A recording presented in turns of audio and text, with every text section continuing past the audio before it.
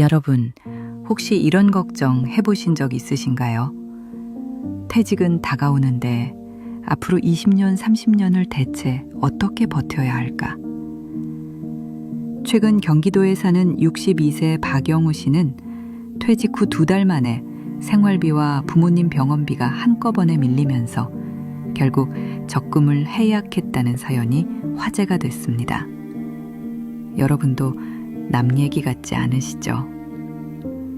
지금 50대, 60대에게 가장 큰 공포는 수입이 끊기는 순간부터 시작되는 노후 빈곤입니다.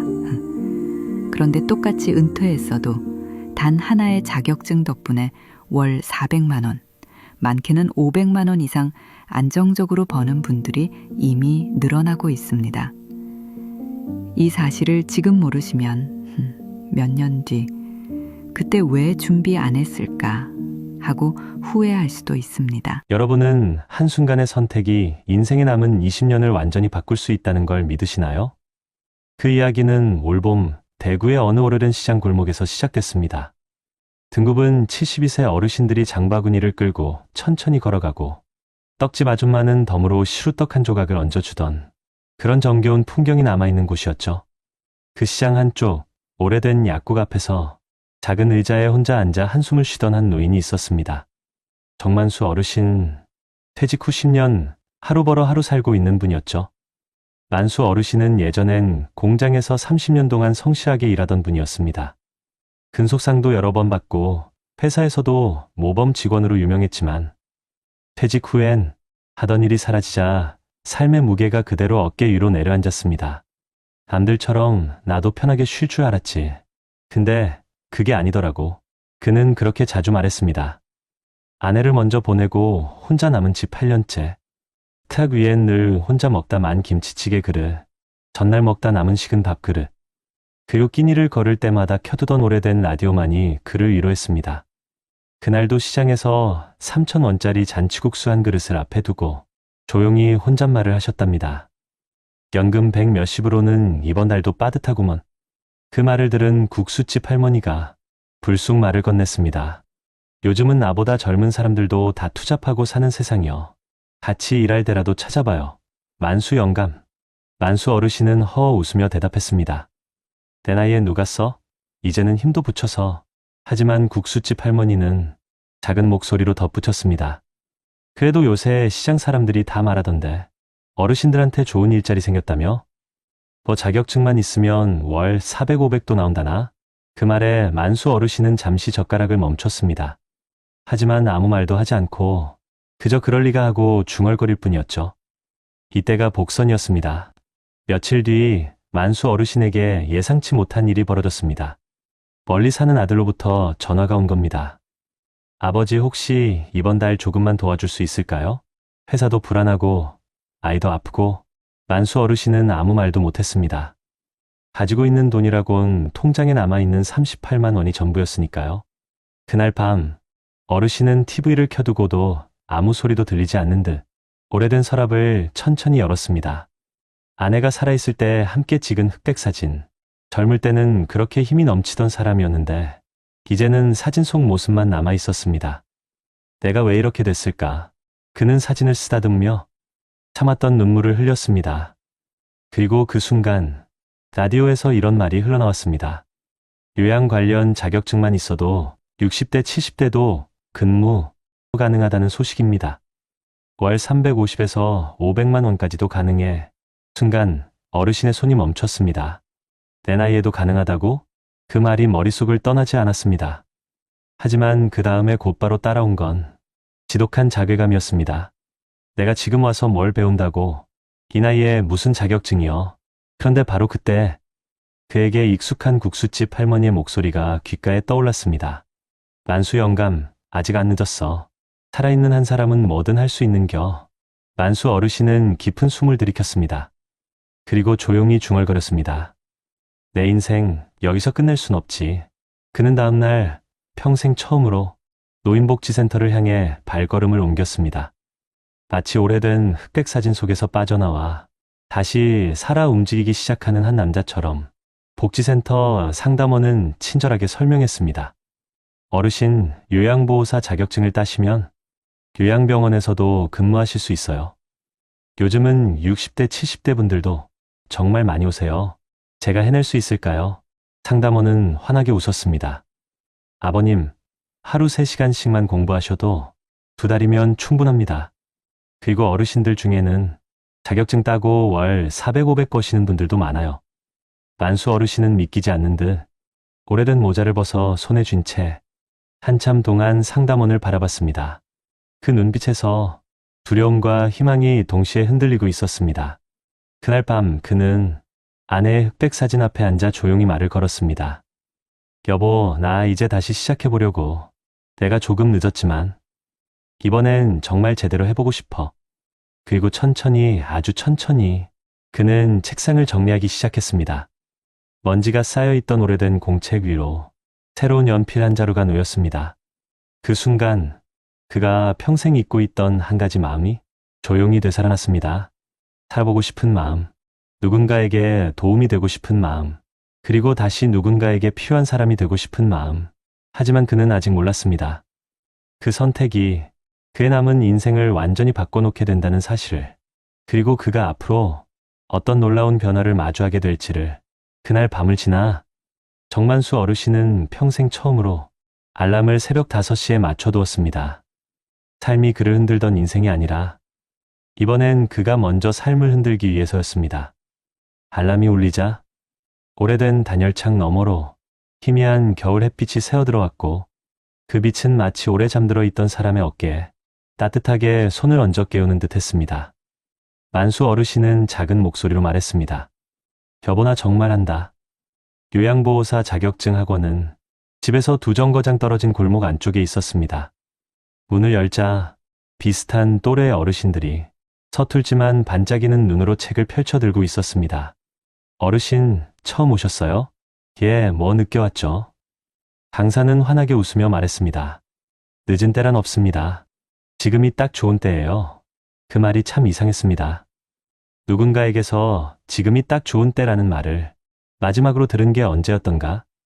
그날 강의는 노인 돌봄의 기본 자세, 일상 케어 방식 등 평생 공장에서 기계만 다뤄온 만수 어르신에게는 조금 낯선 내용들이었습니다.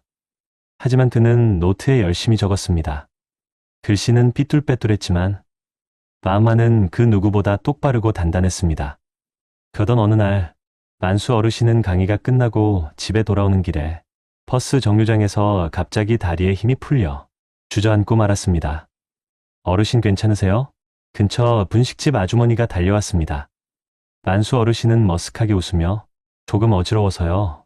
라고 했지만 사실 그는 마음속으로 중얼거렸습니다. 내가 뭘 한다고 괜히 시작한 건가? 그날 밤 그는 책을 펼치지도 못했습니다. 오래된 사진 속 아내가 여전히 환하게 웃고 있었지만 그 미소가 왠지 오늘은 더 멀게만 느껴졌습니다. 그때 휴대폰이 울렸습니다. 아들 준호였습니다. 아버지, 지난번에 말한 거 이제 괜찮아요. 그냥 걱정 마시라고 전화드렸어요. 그 말은 분명 위로였지만 만수 어르신은 이상하게 더 가슴이 저렸습니다. 아들이 내게 기대지 못하는 아버지. 난 그렇게 늙고 싶지는 않은데. 그러다 그는 책상 위에 놓인 자격증 교재를 천천히 다시 집어들었습니다. 다음날 수업에서 강사는 이런 말을 했습니다. 여러분, 요양보호사라는 직업은 단순히 돈을 버는 일이 아닙니다. 누군가의 하루를, 어쩌면 남은 인생을 따뜻하게 바꿔주는 일입니다. 그 말이 가슴 깊숙이 들어왔습니다. 나도 누군가에게 따뜻한 사람이 될 수 있을까? 만수 어르신의 눈빛이 변했습니다. 그 순간부터 그는 누구보다 진지하게 수업에 참여했습니다.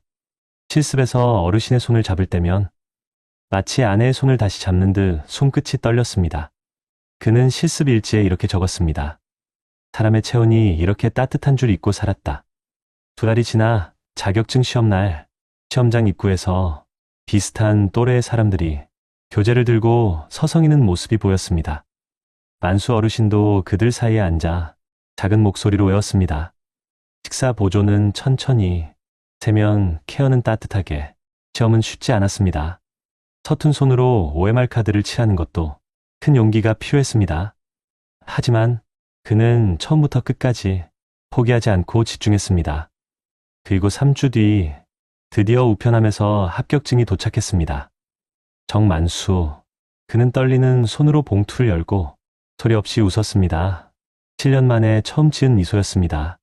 첫 출근 날 요양병원의 새하얀 복도를 천천히 걸을 때 그는 마치 새로운 인생을 다시 걷는 듯 했습니다. 담당 간호사는 말했습니다. 어르신아, 아니 선생님, 잘 부탁드립니다. 선생님이라니. 그 한마디에 만수 어르신은 평생 일했던 공장에서도 느끼지 못했던 존중이라는 감정을 처음 느꼈습니다. 그가 돌보게 된 첫 환자는 혼자 사는 80대 할머니였습니다. 아이고, 선생 양반이 오셨소? 할머니는 그의 손을 꼭 잡고 말했습니다. 그 손은 여전히 따뜻했습니다. 며칠 뒤 아들이 어르신의 일하는 모습을 보러 찾아왔습니다. 아들은 한참을 바라보다가 결국 울컥하며 말했습니다. 아버지, 왜 이제야 이런 모습을 보여줘요? 만수 어르신은 환하게 웃으며 대답했습니다. 늦었어도 지금이 최선이야. 그리고 내 인생은 아직 끝나지 않았으니까. 그날 이후 어르신의 월급은 안정적으로 들어오기 시작했습니다. 380만 원, 때로는 420만 원, 그리고 더 노력하면 500만 원도 가능하다는 말에 그는 다시 한번 마음을 다잡았습니다. 어르신은 요즘도 새벽 같은 외로움이 몰려올 때면 자격증 합격증을 꺼내 살며시 바라봅니다. 그 종이 한 장이 그의 남은 인생을 다시 일으켜 세웠으니까요. 그리고 이렇게 조용히 중얼거립니다. 여보, 이젠 나도 누군가에게 도움이 되는 사람이야. 만수 어르신의 두 번째 인생은 그렇게 다시 시작되었습니다. 여러분 어떠시나요? 위의 사례는 정말 비참하고 서글픈 인생 아닌가요? 하지만 지금부터 소개해드리는 사례는 정반대의 선택으로 행복한 노후를 보내고 있는 분을 소개해드리겠습니다. 서울 송파구의 오래된 아파트 단지. 아침 햇빛이 겨울 창문 틈으로 부드럽게 스며들던 어느 날, 66세 최동섭 씨는 평소처럼 따뜻한 유자차 한 잔을 손에 쥔 채 조용히 거실에 앉아 있었습니다. 벽 한쪽에는 그의 인생을 함께했던 것들이 깔끔하게 정리된 모습으로 채워져 있었습니다. 퇴직할 때 받은 감사패, 30년 동안 다닌 대기업 사원증, 그리고 매년 가족들과 함께 찍었던 사진들. 그는 대기업에서 정년까지 성실하게 일했고 퇴직할 당시 받은 퇴직금은 1억 6천만 원. 적지 않은 금액이었지만 그는 그 돈으로 무작정 사업을 하거나 부동산에 올인하지 않았습니다. 퇴직 후의 삶은 생각보다 길고 그 길이 외롭고도 위험할 수 있다는 걸 동섭 씨는 이미 50대 후반부터 알고 있었습니다. 그래서 그는 남들보다 조금 더 일찍, 조금 더 준비된 선택을 했던 것이죠. 그의 하루는 단순했습니다. 아침엔 집 근처 탄천을 산책하고 점심엔 아내와 동네 시장에서 따끈한 칼국수 한 그릇 나눠 먹고 저녁엔 유튜브 강의를 들으며 새로 배운 것들을 작은 수첩에 정리했습니다. 66세라고 하기엔 기운도 좋고 마음가짐도 젊었습니다. 하지만 그의 주변 사람들은 그를 볼 때마다 이상하다는 듯 한마디씩 했습니다. 아이고, 동섭 씨, 퇴직금 그렇게 그냥 넣어두고 뭐합니까? 요즘은 가게 하나 차리던지 건물이라도 사야지. 동섭 씨는 늘 웃으며 말했습니다. 저는요, 제 욕심보다 제 나이를 먼저 봅니다. 그 말을 이해하는 사람은 많지 않았지만 그는 그 말을 굳게 믿었습니다. 훗날 스스로를 지켜줄 건 지식과 몸, 그리고 안전한 수입 구조라는 것을 이미 알고 있었기 때문입니다. 그가 63세 되던 해 주변 사람들에게 닥친 일들은 그의 선택이 옳았음을 보여주는 신호처럼 다가왔습니다. 먼저 오랜 친구 정팔 씨가 퇴직금을 모두 투자했던 음식점이 단 1년 만에 폐업했습니다. 정팔 씨는 얼굴은 어느 날 갑자기 말라버린 사람처럼 그늘이 깊게 내려앉아 있었습니다. 동섭아, 난 이제 진짜 어떻게 해야 할지 모르겠다. 그 목소리를 들었을 때 동섭 씨는 가슴 한 구석이 묵직하게 내려앉았습니다. 또 다른 친구 용태 씨는 퇴직 후 아이들 결혼 비용을 대준다고 통장을 거의 비워버렸습니다. 그러다 갑작스러운 병원비 앞에서 사회복지센터에 도움을 요청해야 했습니다. 나 이렇게 되려고 평생 일한 게 아닌데. 용태 씨의 그 말은 동섭 씨의 마음을 깊이 흔들었습니다. 그리고 또 하나, 그가 자주 가던 동네 시장에서 70대 아주머니 한 분이 간병비가 감당 안 돼 집을 팔 수밖에 없었다는 소식까지 들려왔습니다. 그때부터 동섭 씨의 머릿속엔 때 아닌 불안감이 찾아왔습니다.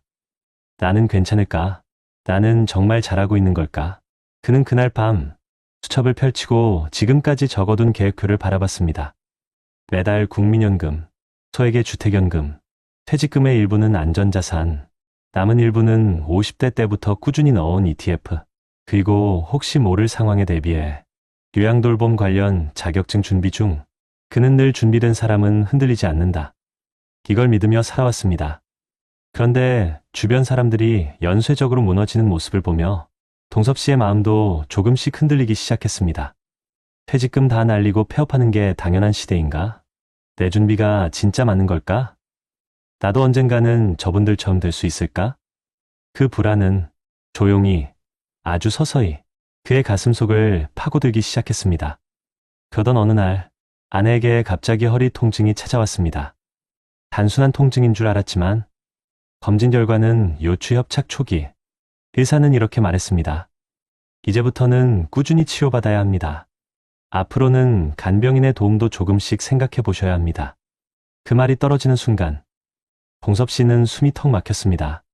아내가 아프면 내 준비는 충분한 걸까? 간병비가 앞으로 더 오른다던데 우리는 견딜 수 있을까? 그는 5분 동안 아무 말도 하지 못했습니다. 하지만 그때 그의 머릿속에서 오래전부터 준비해 두었던 한 가지 선택이 서서히 떠올랐습니다.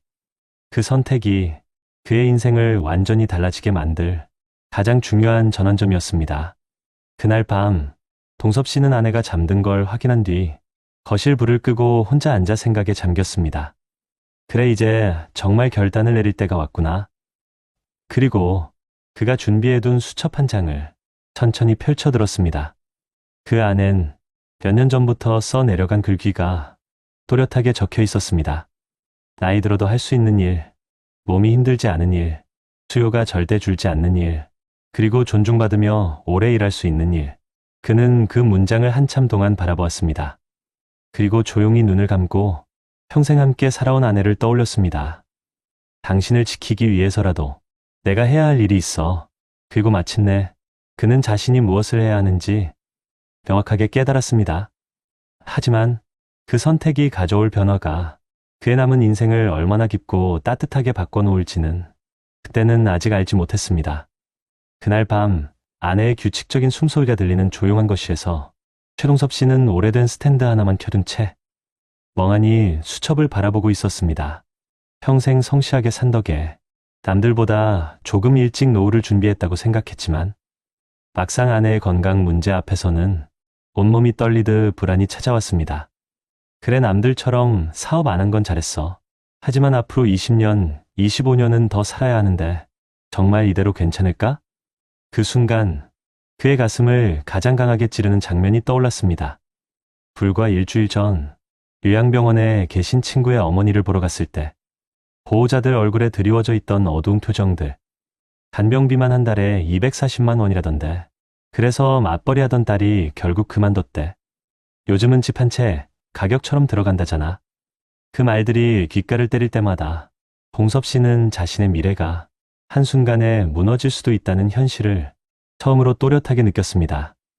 아내의 허리 통증은 이제 시작일 뿐, 나이 들어가는 몸은 언제든 예상치 못한 방향으로 흔들릴 수 있었습니다. 그날 그는 심장이 도려지는 듯한 기분이었습니다. 평생 아내를 지켜왔다고 생각했는데 막상 가장 필요할 때 내가 아무것도 못하면 그게 무슨 남편이냐. 그는 처음으로 자신의 나약함을 인정했습니다. 그리고 그 순간 그의 인생에서 가장 중요한 결심이 천천히 그러나 단단하게 자리 잡기 시작했습니다. 다음날 새벽 동섭 씨는 누구보다 먼저 일어났습니다. 창문 너머로 여명이 밝아오기 시작할 때 그는 조용히 신발을 꺼내 신었습니다. 여보, 어디 가요? 아내가 잠결에 물었습니다. 그는 조용히 미소 지었습니다. 조금 다녀올 데가 있어. 걱정 말고 쉬어. 그가 향한 곳은 근처 주민센터 아래층에 있는 평생교육 강의실이었습니다. 몇 년 전부터 시간이 날 때마다 들어갔던 곳. 그곳에는 초고령 사회 대비 돌봄 자격 과정, 요양간병 관련 기초 강의, 시녀 맞춤, 직업 교육, 이런 수업들이 꾸준히 열리고 있었습니다. 그는 이미 이곳에서 기초 돌봄 교육을 일부 들어놓은 상태였고, 상담 직원도 그를 기억하고 있었습니다. 최 선생님 오랜만이네요. 다시 준비하시려고요. 그 말에 동섭 씨는 단호하게 고개를 끄덕였습니다. 네, 이번엔 진짜 제대로 해보려 합니다. 상담 직원은 미소 지으며 말했습니다. 지금 딱 좋은 때예요. 정부가 내년부터 간병비 지원을 확대하고 돌봄 인력 기준도 강화되잖아요. 요양보호사든 간병 코디네이터든 어른들은 지금이 진짜 기회입니다. 그 말은 동섭 씨의 가슴에 정확히 꽂혔습니다. 그래, 내가 피하고 싶었던 현실일수록 그 현실을 바꿀 수 있는 건 내 선택뿐이구나. 그는 그날 바로 교육 신청서를 제출했습니다. 수업은 생각보다 훨씬 알찼습니다. 노인 신체 기초 이해, 안전보조기술, 감정 케어 방법, 긴급상황 대응법, 요양병원 근무 실전 매뉴얼, 2025년 이후 바뀌는 간병비 지원 정책, 그는 놀랄 만큼 빠르게 배워갔습니다. 평생 꾸준히 노트 필기하던 습관 덕분이었습니다. 그리고 교육이 끝날 무렵 담당 강사는 조용히 말을 건넸습니다. 최 선생님은 미리 준비를 너무 잘 해오셨어요. 어르신들 케어에도 놀랍도록 안정적이십니다. 요양병원 간병 조력자나 환자 케어 코디네이터 과정까지 가보셔도 좋겠어요. 그 말을 듣는 순간 동섭 씨는 그동안 흔들렸던 마음이 한순간에 정렬되는 기분이었습니다. 그래, 난 예전부터 이런 미래를 예상하고 미리미리 준비해왔잖아. 마침내 그는 교육과정을 모두 마치고 자격증 취득에 성공했습니다. 시험지를 들고 집으로 돌아오는 길, 첫눈이 내리기 시작했습니다. 하늘에서 떨어지는 눈송이를 바라보며 그는 한참 동안 서 있었습니다. 여보, 걱정하지 마. 앞으로 우리가 겪을 일들은 내가 다 책임질게. 그 말은 세상의 모든 남편이 마음속으로만 삼키던 말이었지만 그는 그것을 결국 현실로 만들고 있었습니다. 자격증 취득 후 동섭 씨의 삶은 실제로 변화하기 시작했습니다. 그는 일주일에 3일은 요양병원에서 환자 케어보조 인력으로 일했고 나머지 시간에는 지역복지센터에서 노인돌봄 프로그램을 돕기 시작했습니다. 월 280만 원에서 많이 버는 달엔 400만 원 가까이 되는 수입이 생겼습니다. 하지만 그는 돈이 좋아서가 아니라 내가 누군가에게 다시 필요한 사람이 된 게 좋아요. 라고 말했습니다. 이런 그의 삶을 본 아내는 그 어느 때보다 편안한 얼굴로 말했습니다. 여보, 당신 정말 멋있어졌어요. 그리고 동섭 씨는 간병비 걱정 없이 아내의 치료를 이어갈 수 있었습니다. 또한 그는 지금도 매달 소득 중 일부를 안전한 자산에 나눠 넣으며 노후 대비를 철저히 이어가고 있습니다. 동섭 씨가 한 선택은 누구보다 단순하고 누구보다 준비된 선택이었습니다. 퇴직금을 지키고 안전자산과 분산 투자를 유지하고 노후에 꼭 필요한 자격을 미리 갖추고 사회가 필요로 하는 분야를 공부해두고 아내와 자신을 모두 지킬 기반을 다져둔 것. 그 결과 그는 흔들리지 않는 노후를 살고 있습니다. 2025년 초고령 사회, 간병비 폭등 시대, 수명 100세 시대에서도 그는 누구보다 안정적인 인생을 살고 있습니다. 그리고 그의 이야기는 그가 늘 수첩에 적어두던 그 한 문장을 그대로 증명하고 있습니다. 준비된 사람은 두려워하지 않는다. 여러분, 최동섭 씨처럼 준비된 노후가 왜 중요한지는 숫자로 보면 더 분명하게 드러납니다. 먼저 우리나라 공식 통계를 보면 올해 기준으로 65세 이상 인구가 전체의 20%를 이미 넘어섰습니다. 앞으로는 네 사람 중 한 명이 노인이 되는 시대가 자연스러운 흐름이 되고 있습니다. 이런 구조 변화는 우리 삶의 방향을 완전히 바꿔놓습니다. 실제로 60대 이후 지출 항목 중 가장 빠르게 증가한 분야는 의료비와 요양비, 간병비 지출로 나타났습니다. 지난 10년 동안 이 항목은 2배 가까이 늘었고 앞으로도 계속 오를 가능성이 높다는 분석이 이어지고 있습니다. 최근 조사에서도 요양병원 간병비 평균이 월 200만 원이 넘는 것으로 확인되며 중증 환자의 경우 250만 원을 넘어서는 경우도 적지 않습니다. 간병비 부담 때문에 60대와 70대가 경제적으로 흔들리는 상황이 실제로 많이 나타나고 있습니다. 한 조사에서는 65세 이상 가구의 절반 가까이가 예상하지 못한 의료비나 돌봄 지출 때문에 생활이 어려워졌다고 답했습니다. 나이가 들수록 몸은 약해지고 병원에 갈 일은 늘어나는데 소득은 줄어드는 이 불균형이 우리 사회의 가장 큰 위험이 되고 있는 셈입니다. 또한 여러 연구에서는 60대 이후 경제적 충격을 가장 잘 이겨낸 사람들의 공통점을 정리해 두었는데 그중 가장 중요한 부분이 바로 퇴직 이전부터 새로운 소득원을 확보했거나 사회적으로 수요가 늘어나는 분야에서 일할 수 있는 자격을 미리 갖추고 있었다는 점입니다. 단순히 돈을 모아두는 것만으로는 부족하고 앞으로 늘어날 산업에 몸을 담을 준비가 되어 있는지가 노후의 안정성을 결정한다는 내용입니다.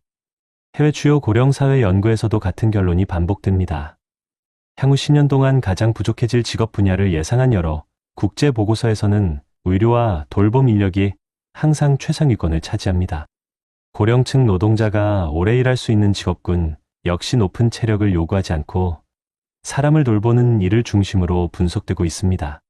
실제로 고령층 고용 유지율이 높은 국가들 대부분이 노인 돌봄 분야에 종사하는 시니어 인력이 많으며 이들 역시 안정적인 직업 지속성을 유지하고 있다는 자료도 다수 존재합니다.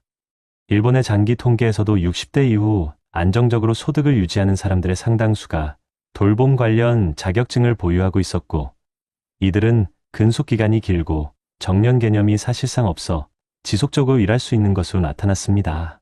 특히 일본의 경우 우리나라보다 고령화가 조금 더 빠르게 진행되었기 때문에 앞으로 한국이 직면할 환경을 미리 보여준다는 의미도 있습니다.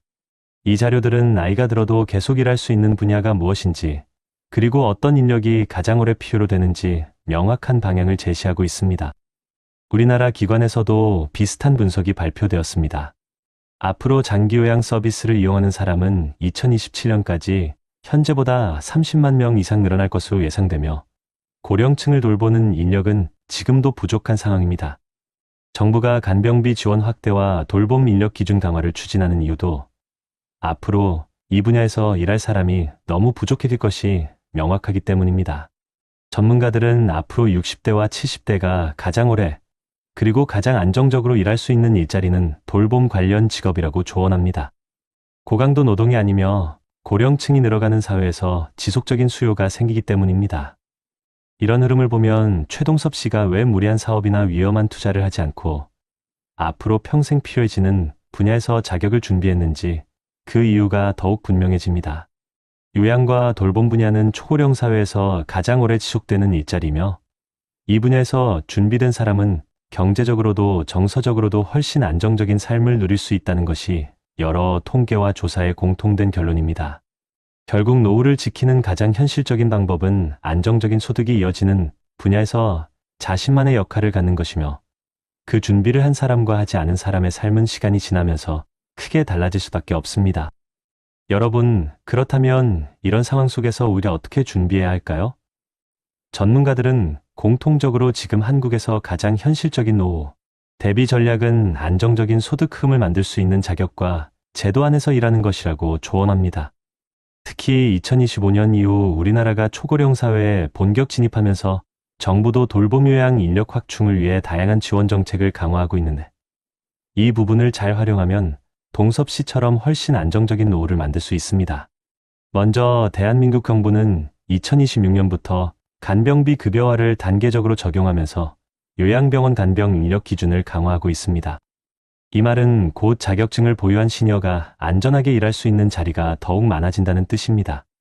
보건복지부는 요양보호사와 요양 관련 보조 인력을 대상으로 교육비 지원과 직무교육 확대를 지속하고 있으며 국민내일배움카드 역시 60세 이상도 사용 가능해 자격증 취득 비용 부담을 크게 낮춰줍니다. 또한 지역별로는 서울, 경기, 부산 등 여러 지자체가 시니어 돌봄 일자리 사업을 운영하며 60대, 70대도 신청 가능한 공공 돌봄 보조 인력을 모집하고 있어 정년 없는 일자리로 활용되고 있습니다. 서울시는 독거노인 안전관리 사업, 경기 지역은 노인 맞춤 돌봄 지원 사업을 통해 시니어 인력을 우선 활용하고 광주광역시는 노인 일자리 지원센터를 통해 기본교육 후 요양돌봄 분야 취업 연계를 돕고 있습니다. 이런 지자체 프로그램은 대부분 주 15시간에서 25시간 근무로 구성돼 무리가 없고 월 40만 원에서 70만 원 정도의 소득이 추가로 발생해 연금과 병행하면 상당히 안정적인 구조가 만들어집니다. 여기에 정부는 2025년부터 장기요양보험 재정 확충 계획을 세워 요양보호사 경력자에게는 장기근속 장려금, 선임, 요양보호사 수당 등을 확대 적용하고 있어 경력이 쌓일수록 더 나은 조건을 받을 수 있는 구조로 변화하고 있습니다. 전문가들은 이런 흐름을 단순한 복지사업이 아니라 고령사회에서 필요한 인력을 체계적으로 양성하는 미래산업이라고 해석합니다. 그리고 해외 사례를 보면 우리가 선택해야 할 방향이 더 분명해집니다. 일본은 이미 65세 이상 인구가 30%를 넘어선 초고령 사회인데 간병 인력 부족을 해결하기 위해 개호복지사 자격 제도를 확대하고 60세에서 75세 시니어를 적극 고용하는 정책을 시행했습니다.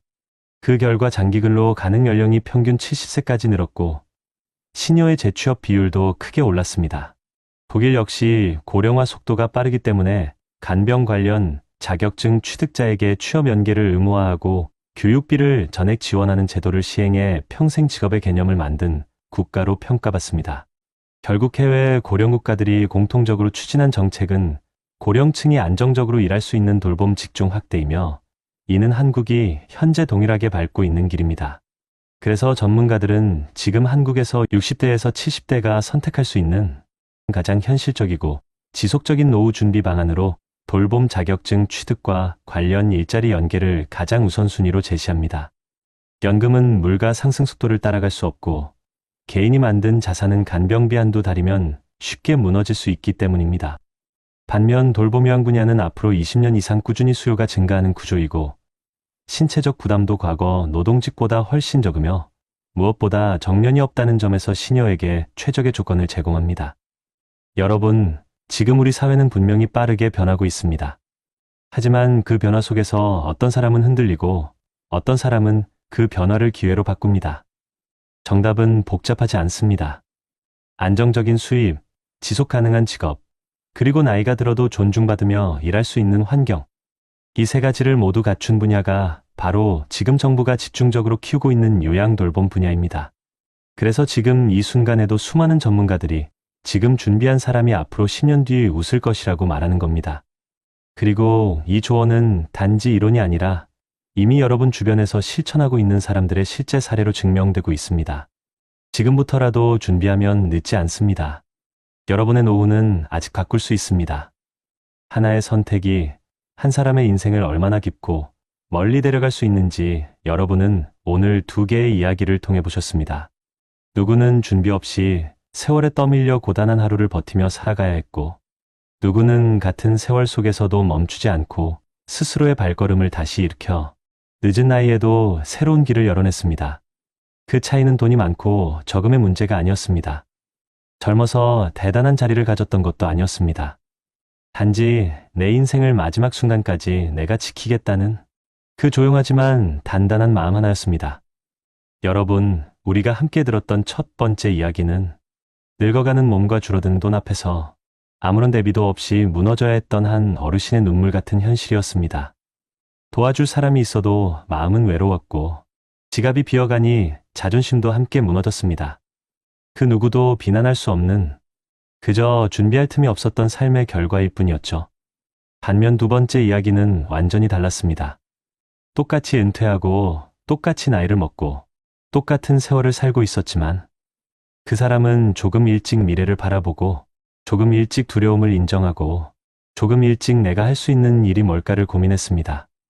누구는 간병비 앞에서 집을 내놔야 했고 누구는 아픈 아내의 손을 잡아주며 여보, 걱정 마. 내가 지켜줄게라고 말할 수 있었습니다. 누구는 병원비 한 번에 무너졌고 누구는 자격 하나로 매달 들어오는 안정적인 소득 덕분에 가정을, 배우자를, 그리고 자신의 남은 인생까지 지킬 수 있었습니다. 여러분, 이 두 사람의 차이는 단 한 가지였습니다. 바로 준비한 사람과 준비하지 못한 사람이라는 차이였죠. 나이 때문이 아닙니다. 배운 게 많아서도 아닙니다. 누군가는 70이 넘어서도 다시 시작했고 누군가는 60이 넘어서도 난 아직 괜찮다는 말만 반복하다 어느 날 갑자기 벼랑 끝에 서야 했습니다. 여러분, 인생의 황혼은 우리가 생각하는 것보다 더 길고 더 고요합니다. 그리고 그 길 위에서 우리를 지켜주는 건 누구의 자식도 아니고 젊을 때의 직책도 명함도 아닙니다. 끝까지 우리를 지켜주는 건 내 손에 쥔 기술, 내가 만들어 놓은 안전한 소득, 그리고 스스로에게 건 마지막 약속입니다. 만약 지금 여러분이 나도 늦은 건 아닐까? 지금 시작해도 될까? 이렇게 고민하고 있다면 그 답은 이미 여러분 마음속 어딘가에서 조용히 속삭이고 있을 겁니다. 늦었다고 생각되는 지금이 사실은 가장 빠른 순간입니다. 그리고 그 선택 하나가 여러분의 남은 20년, 30년을 얼마나 평온하고 얼마나 따뜻하게 만들 수 있는지는 오늘 이야기 속 두 어르신이 보여주었습니다. 눈을 감고 생각해 보세요. 앞으로의 세월이 여러분에게 어떤 모습이길 바라시나요? 누구의 손도 빌리지 않고 당당하게, 고요하게, 그리고 존중받으며 여러분만의 속도로 살아가는 인생. 그 인생은 절대 멀리 있지 않습니다. 조금의 용기, 조금의 준비, 그리고 나도 다시 시작할 수 있다는 믿음. 그 마음 하나는 됩니다. 여러분의 남은 인생이 불안이 아니라 든든함으로 채워지길, 후회가 아니라 희망으로 이어지길, 혼자가 아니라 존중받는 삶으로 닿길, 진심으로 바라는 마음으로 오늘 이야기를 마칩니다. 여러분, 우리 모두 행복한 노후를 향해 함께 한 걸음씩 나아가면 좋겠습니다. 여러분, 요즘 일본에서 무슨 일이 벌어지고 있는지 아시나요? 최근 도쿄 외곽에서 70대 남성이 월세 2만 엔짜리 단칸방에서 홀로 숨진 채 발견됐다는 소식이 큰 충격을 주고 있습니다. 가족도 없고 연금도 부족해 결국 아무도 모르게 세상을 떠난 거죠. 혹시 이런 장면 보면서 저건 일본 이야기지 하고 넘기시나요? 하지만 지금 한국의 현실도 크게 다르지 않습니다. 소득은 절반으로 줄고 지출은 그대로인데 여러분은 과연 안전하다고 느끼시나요? 설마 내가 저렇게 되겠어? 라고 생각하기엔 이미 수많은 50대, 60대가 같은 길을 걷고 있습니다. 지금 이 이야기를 놓치면 우리가 맞이할 미래를 제대로 준비할 기회를 놓칠지도 모릅니다. 여러분은 혹시 한 사람의 마지막 목소리가 라디오 잡음처럼 희미하게 사라지는 순간을 들어본 적 있으신가요? 저는 그 소리가 아직도 귀에서 떠나질 않습니다. 아마 이 이야기를 들으신다면 여러분도 제 마음을 이해하게 될지도 모릅니다. 제 이름은 윤치수, 72입니다. 광주의 한 오래된 전통시장에서 조그맣게 생선 가게를 하며 살고 있죠. 그날 아침도 평소와 다르지 않았습니다. 시장 입구에 쌀집 아저씨가 치수 형, 오늘도 더 많이 주세요. 하고 농담을 건넸고 저는 익숙한 손놀림으로 생선 토막을 내며 웃어 보였습니다. 에이, 내다 준다고 했지. 그냥 더 달라고는 하지 말어. 시장 사람들끼리 이런 정겨운 대화를 주고받을 때면 마치 오래된 라디오에서 흘러나오던 옛날 드라마처럼 마음이 따뜻해지곤 합니다.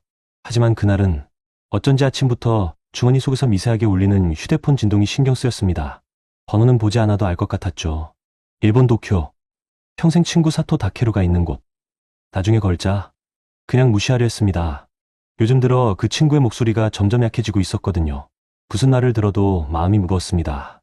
그렇게 생각하며 가게 문을 여는데 문틈에 끼워진 흑백 사진 한 장이 눈에 들어왔습니다. 사진 속엔 50년 전 한국으로 관광을 왔던 일본 청년 2명과 저 그리고 제 아내가 환하게 웃고 있었습니다. 그때부터였습니다. 가슴이 이상하게 먹먹해졌던 건 점심 무렵 시장이 한가해지는 시간이었습니다. 오랜 세월 써 온제 라디오가 조용하게 재즈 음악을 흘려보내고 있었죠. 그 순간 다시 전화가 울렸습니다. 이번엔 받지 않을 수가 없었습니다. 치수나야. 다케루의 목소리는 라디오 잡음처럼 흔들리고 있었습니다. 평소엔 쾌활하던 그 친구가 그날은 이상했습니다. 몸이 예전 같지가 않아. 병원도 이제는 잘 못 가. 저는 일부러 장난스럽게 대답했습니다.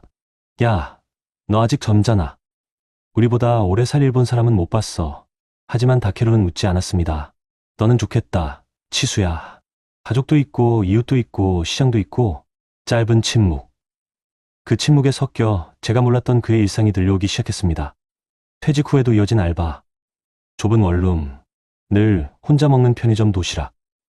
그리고 아들과도 끊긴 연락. 요즘은 말이야 하루 종일 누구랑 말도 안 해. 그 말에 저는 괜히 손에 들고 있던 생선 토막을 떨어뜨리고 말았습니다. 그렇게 오래된 친구의 삶이 고독이라는 단어 하나로만 설명될 수 없다는 걸 그제야 어렴풋이 느끼게 됐습니다. 며칠 후였습니다. 새벽장을 보기 위해 시장에 나가는데 라디오에서 일본 뉴스가 흘러나왔습니다. 도쿄 외과 고령자 구독자 증가, 가족과 연락이 끊긴 채. 순간 등에 식은땀이 흘렀습니다. 전화기를 꺼내 다케루 번호를 눌렀습니다. 죄송합니다. 현재 고객에게는 연결할 수 없습니다. 아니라고, 설마 그럴 리 없다고 스스로에게 말하면서도 손은 덜덜 떨렸습니다. 그날 장사는 손에 잡히지 않았습니다. 라디오 볼륨을 줄이는데 아내의 낡은 흑백 사진 속에서 웃고 있던 다케루의 얼굴이 마음속에서 점점 흐려졌습니다. 설마 지금 나한테 마지막 연락을? 그 생각에 머릿속이 새하얘졌습니다. 그리고 그 순간 일본에서 한 통의 편지가 도착했다는 연락을 받았습니다. 발신인은 사토 다케루. 손끝이 얼어붙는 듯 했습니다. 봉투를 뜯으려는데 시장이 떠들썩해진 소리가 뒤에서 들렸습니다. 누군가가 절 부르며 뛰어오고 있었습니다. 치수 형, 큰일 났어. 이것 좀 봐. 그가 내민 휴대폰 화면에는 도쿄 지역 뉴스가 떠 있었습니다. 그리고 그곳엔 제가 가장 알고 싶지 않았던 그의 이름이 적혀 있었습니다. 그 순간 제 손에서 편지가 바닥에 떨어지며 종이 위에 구겨진 그림자가 드리워졌습니다. 저는 그 편지를 주워들지도 못한 채 그 자리에 얼어붙은 사람처럼 서 있었습니다. 다케루가 정말 그 편지 속에 무엇이 적혀 있었는지, 그 소식이 어떤 의미였는지 저는 아직도 차마 말하지 못하고 있습니다. 하지만 단 한 가지, 그날 이후 제 인생에서 가장 견디기 힘든 순간이 찾아왔습니다. 그리고 그때 라디오에서 또렷하게 들렸습니다. 날이 좋아서 그랬어. 다케루가 한국에 왔던 그날, 어색하게 꺼냈던 그 말처럼 그날의 기억이 저를 무너뜨렸습니다. 떨리는 손끝으로 편지를 다시 펼쳤습니다. 글씨는 여전히 곧았지만 어딘가에 힘이 빠져 있었습니다. 치수야, 오랜만에 편지로 인사한다. 전화를 할 때마다 내가 걱정할까봐 밝게 웃어 넘겼지만 사실은 말이야. 종이가 살짝 커져 있었습니다. 그게 내 눈물인지 그가 마지막까지 흘린 눈물인지 알 수 없었습니다. 나는 이제 더 이상 누군가에게 폐를 끼치고 싶지 않다. 혼자 사는 게 익숙해진 줄 알았는데 익숙해진 건 외로움이었다. 그 짧은 문장에서 그가 얼마나 오랫동안 혼자 버텼는지, 그 침묵 속에 얼마나 많은 밤을 견뎌냈는지 느껴졌습니다. 너와 한국에서 먹었던 생선구이 맛이 아직도 잊히지 않는다. 그때 나는 이웃의 정칭이라는 걸 처음 알았어. 라디오에서 흘러나오던 재즈 음악과 편지의 글자가 겹쳐지며 가슴이 서서히 무너졌습니다. 그는 마지막 문장에 이렇게 적어 놓았습니다. 날이 좋아서 그랬어. 너를 떠올리기 좋은 날이라서. 며칠 후 저는 단단한 마음으로 일본행 비행기에 올랐습니다. 손에는 그의 편지 그리고 오래된 흑백 사진 한 장이 들려 있었습니다. 공항에서 전철을 타고 도쿄 외곽으로 향하는 길. 차창 밖에는 끝없이 늘어선 무표정한 집들이 스쳐 지나갔습니다. 사람들은 분주했지만 서로를 보지 않았습니다. 여기가 다케루가 살았던 곳이구나. 골목에 들어서자 작은 원룸이 눈에 들어왔습니다. 관리인은 조용히 문을 열어주며 그가 남긴 유품 상자를 내밀었습니다. 상자 안에는 낡은 라디오 하나, 그리고 언젠가 한국에서 사준 시장표 목도리가 들어있었습니다. 이거 한국에서 온 친구가 준 거라고 하더군요. 가장 아끼던 물건이라며 순간 숨이 턱 막혔습니다. 그가 마지막까지 붙잡고 있었던 게 집도 돈도 아닌 사람이었다는 걸 그제야 깨달았습니다. 관리인이 조심스럽게 말을 이었습니다. 사토 씨는 참 조용한 분이었어요. 아무에게도 도움을 요청하지 않고 아픈 것도 말하지 않았죠. 저는 말없이 손을 모았습니다. 그는 이렇게 덧붙였습니다. 한국 분들은 가족이나 이웃과 자주 연락한다던데 여기는 그렇지 않아요. 사토 씨 같은 분이 많습니다. 그 순간 저는 다케루가 마지막 통화에서 했던 말이 떠올랐습니다. 너는 좋겠다, 치수야. 가족도 있고 이웃도 있고. 그 말이 처음엔 그냥 부러움이라고 생각했습니다. 하지만 아니었습니다. 그건 살려달라는 마지막 신호였습니다. 한국에 돌아오자마자 시장 사람들은 저를 걱정스러운 눈빛으로 맞아주었습니다. 치수 형, 얼굴이 왜 그래요? 무슨 일 있었어요? 저는 잠시 말문을 잃었다가 조용히 다케루 이야기를 꺼냈습니다. 그들은 하나같이 이렇게 말했습니다. 형 진작 얘기해 주시지 그랬어요. 같이 가줄 수도 있었잖아요. 문득 떠올랐습니다. 평생 친구였던 다케루가 단 한 번도 이웃이나 가족에게 도움을 요청하지 않았단 사실. 반대로 나는 시장 사람들과 아내와 동네 노인들과 평생 서로 기대며 살았다는 사실. 그제야 한국과 일본의 노후 차이가 돈이나 연금 때문이 아니라는 걸 알았습니다. 사람, 관계, 마주보고 건네는 작은 말 한마디. 그 작은 온기가 한 사람의 마지막을 완전히 바꿀 수 있다는 걸 너무 늦게 깨달았습니다. 밤이 깊었습니다. 가게 문을 닫고 라디오를 켰습니다. 그때 짧은 잡음이 흘렀습니다. 딱, 다케루 목소리가 끊기던 그 소리처럼 저는 떨리는 손으로 그의 목도리를 어루만졌습니다. 야, 이 바보 같은 놈아. 왜 그때 말을 좀 해주지 그랬냐. 눈물이 뚝 하고 떨어져. 라디오 위에 고였습니다. 그게 최선입니까? 다케루야. 김은숙 작가식 대사처럼 입에서 절로 새어나왔습니다. 그 순간 아내가 조용히 제 손을 잡았습니다. 여보, 그 사람 마지막에 당신을 떠올린 건 당신이 그에게 남겨준 온기 때문이에요. 그 말에 더는 울음을 참을 수 없었습니다. 저는 그날 이후 시장에서 한 번도 그냥 지나친 노인이 없습니다.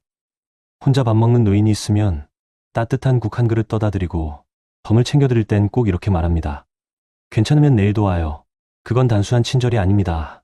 하루아침에 인생이 무너질 수 있는 노후, 그 절벽 끝에서 서로를 잡아주는 유일한 힘이기 때문입니다. 다케루가 남긴 마지막 편지는 제게 이렇게 말하고 있었습니다. 사람은 사람으로 살아야 한다. 그리고 지금 이 영상을 보고 계신 60대, 70대 여러분, 혹시 마음속에 오래 두고만 있는 사람이 있나요? 그 사람에게 오늘 단 한 통의 전화라도 걸어주세요. 혹시 모르잖아요. 그 한마디가 누군가에게는 인생 마지막 온기가 될 수도 있으니까요. 여러분 어떠시나요? 위의 사례는 정말 비참하고 서글픈 인생 아닌가요? 하지만 지금부터 소개해드리는 사례는 정반대의 선택으로 행복한 노후를 보내고 있는 분을 소개해드리겠습니다. 경북 김천의 오래된 기와집 마당. 이른 봄 햇살 아래에서 정한수 씨는 장독대를 닦고 있었습니다. 대기업에서 35년을 근무하고 퇴직한 평범한 직장인이었지만 사람들은 그를 두고 준비된 사람이라고 부르곤 했습니다. 한수 씨는 젊었을 때부터 유명한 것도 재능이 특별한 것도 아니었습니다. 아침 6시에 출근하고 야근하고 동료들 밥 챙기던 평범한 회사 아저씨. 퇴직금도 1억 4천만 원, 당시 대기업 평균 수준에서 크게 벗어나지 않았습니다. 그러나 이 남자의 특별함은 오래전부터 작은 습관 하나에 있었습니다. 퇴근 후 집에 오면 누구보다 먼저 라디오를 켜고 오늘도 조금은 나아져야지 라고 혼잣말을 하며 가계부를 꼼꼼히 적어내려갔던 그 성실함. 그것이 그의 인생을 완전히 바꿨습니다. 아내 유순희 씨는 평생 시장에서 반찬 가게를 했습니다. 아침마다 김천 재래시장에서 똑같은 농담이 오갔죠. 순희 씨, 오늘도 더 많이 주세요. 아이고, 오늘도 재수 좋으시네. 김치 조금 더 얹어드릴게요. 덤 문화가 당연한 시장. 정겨운 사람들이 오가는 그 공간에서 두 사람의 노후는 소박하지만 단단하게 흘러가고 있었습니다. 퇴직 후에도 한수 씨는 시장에서 소일거리처럼 일하며 사람들과 어울렸고 인생의 여유를 조금씩 배워가고 있었습니다. 그런데 모든 게 평온하게만 보이던 그 시기, 한수 씨는 자신의 노후가 반대로 망가질 뻔한 순간을 겪게 됩니다. 2023년 겨울, 한국 경제는 흔들렸습니다. 물가는 5% 가까이 뛰었고 전기요금 난방비 부담은 70대 노인에게는 치명적이었죠. 여보, 올해 겨울은 좀 버겁네. 전기장판도 아껴 써야 할 것 같아. 아내가 말하자 한수 씨는 조용히 고개를 끄덕였습니다. 게다가 자녀들의 상황도 좋지 않았습니다. 둘째 아들이 다니던 스타트업이 구조조정을 겪고 퇴사했고 첫째 딸 역시 육아직장 스트레스로 건강이 좋지 않았습니다. 주변의 60대 친구들은 하나둘씩 무너져갔습니다. 퇴직금으로 카페를 차렸다가 1년 만에 문을 닫은 친구, 아들의 빚보증 서줬다가 집을 잃은 동창, 심지어 명절 이후 자식과 연락이 끊겨 외로이 지내는 이웃 노인까지. 한수 씨는 그 모습을 보며 자주 생각했습니다. 내가 준비한 게 과연 충분한 걸까? 나도 저렇게 될 수 있는 건 아닐까? 그 의문은 분명 작은 불안이었지만 그는 결코 가볍게 넘기지 않았습니다. 어느 저녁 식사 자리에서 둘째 아들이 조심스럽게 입을 열었습니다. 아버지, 사실 하나 말씀드릴 게 있어요. 부부는 젓가락을 멈췄습니다. 제가 새 사업을 준비 중인데 한 5천만 원 정도만 도와주시면 다음 달에 바로 시작할 수 있을 것 같습니다. 그 말은 두 사람의 평온한 노후의 파문을 일으켰습니다. 순희 씨는 놀라 눈을 크게 뜨고 아들을 바라봤고 한수 씨는 아무 말 없이 물만 한 모금 마셨습니다. 저 돈 내 노후 자금의 거의 절반인데 밖에서는 겨울바람이 창틀을 흔들고 있었습니다. 마치 앞으로 닥쳐올 사건을 예고하는 듯 거칠게 울부짖었습니다.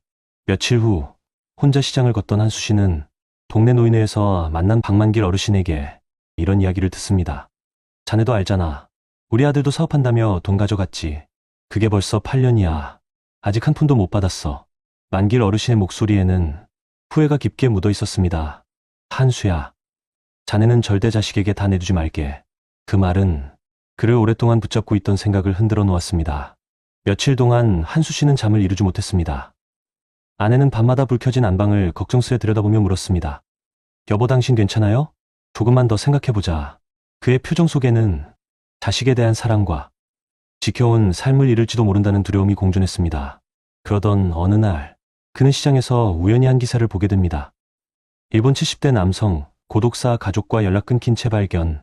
그 순간 그의 표정이 굳었습니다.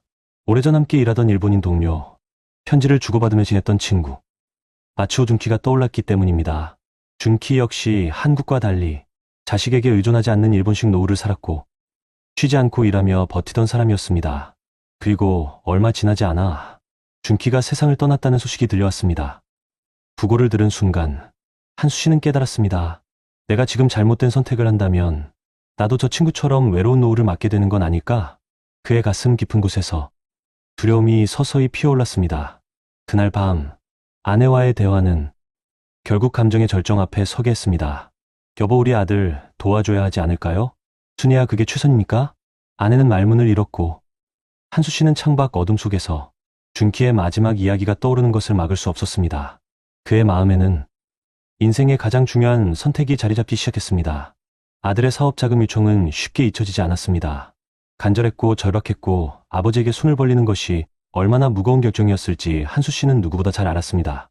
하지만 그날 생선가게 앞에서 들었던 일본 친구 준키의 비극적인 이야기, 그리고 만길 어르신의 흐릿한 눈빛이 그의 마음에 계속 걸렸습니다. 모든 노인이 자식에게 평생 의지하는 건 아니야. 하지만 내 노후를 내 손으로 지킨 사람만이 흔들리지 않는 거야. 그날 밤 아들을 불러 이렇게 말했습니다.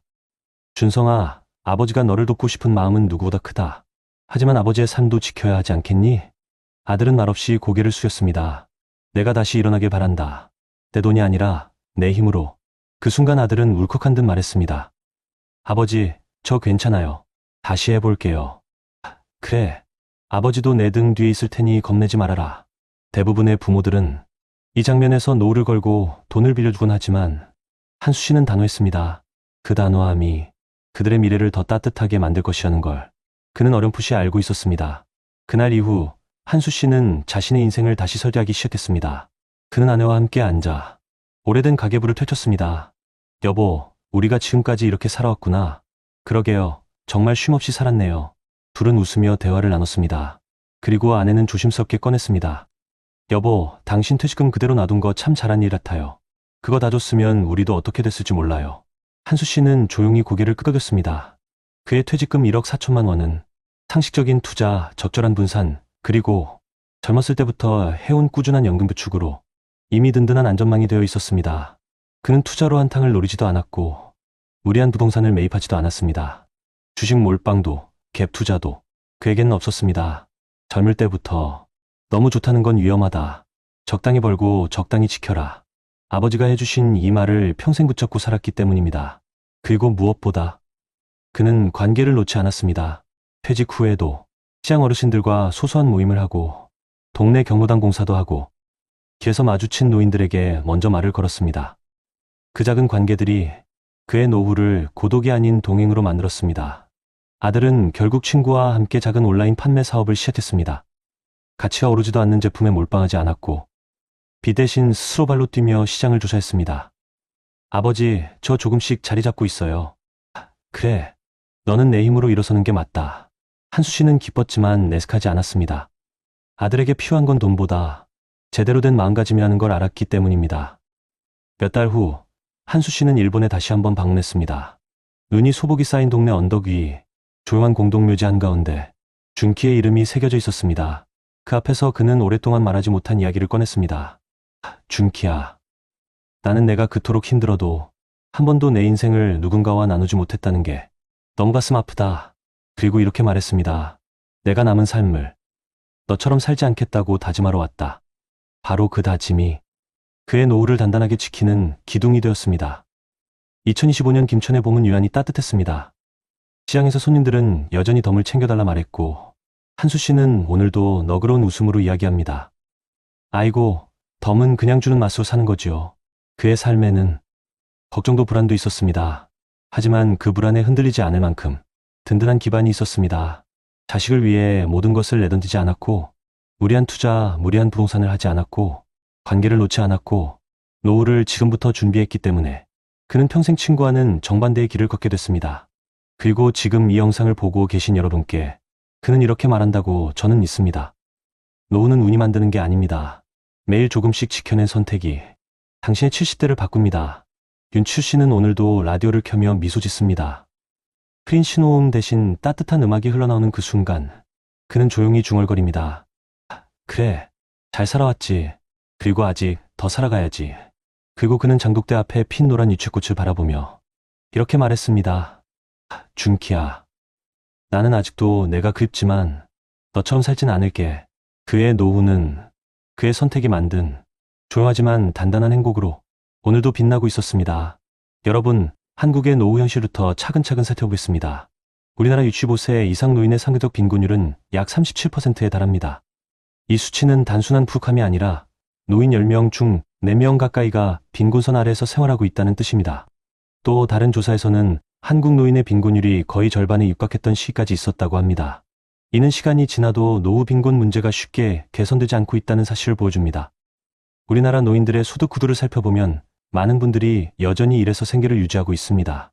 자영업이나 단순 아르바이트 형태까지 포함하면 근로소득 의존도가 매우 높은 구조입니다.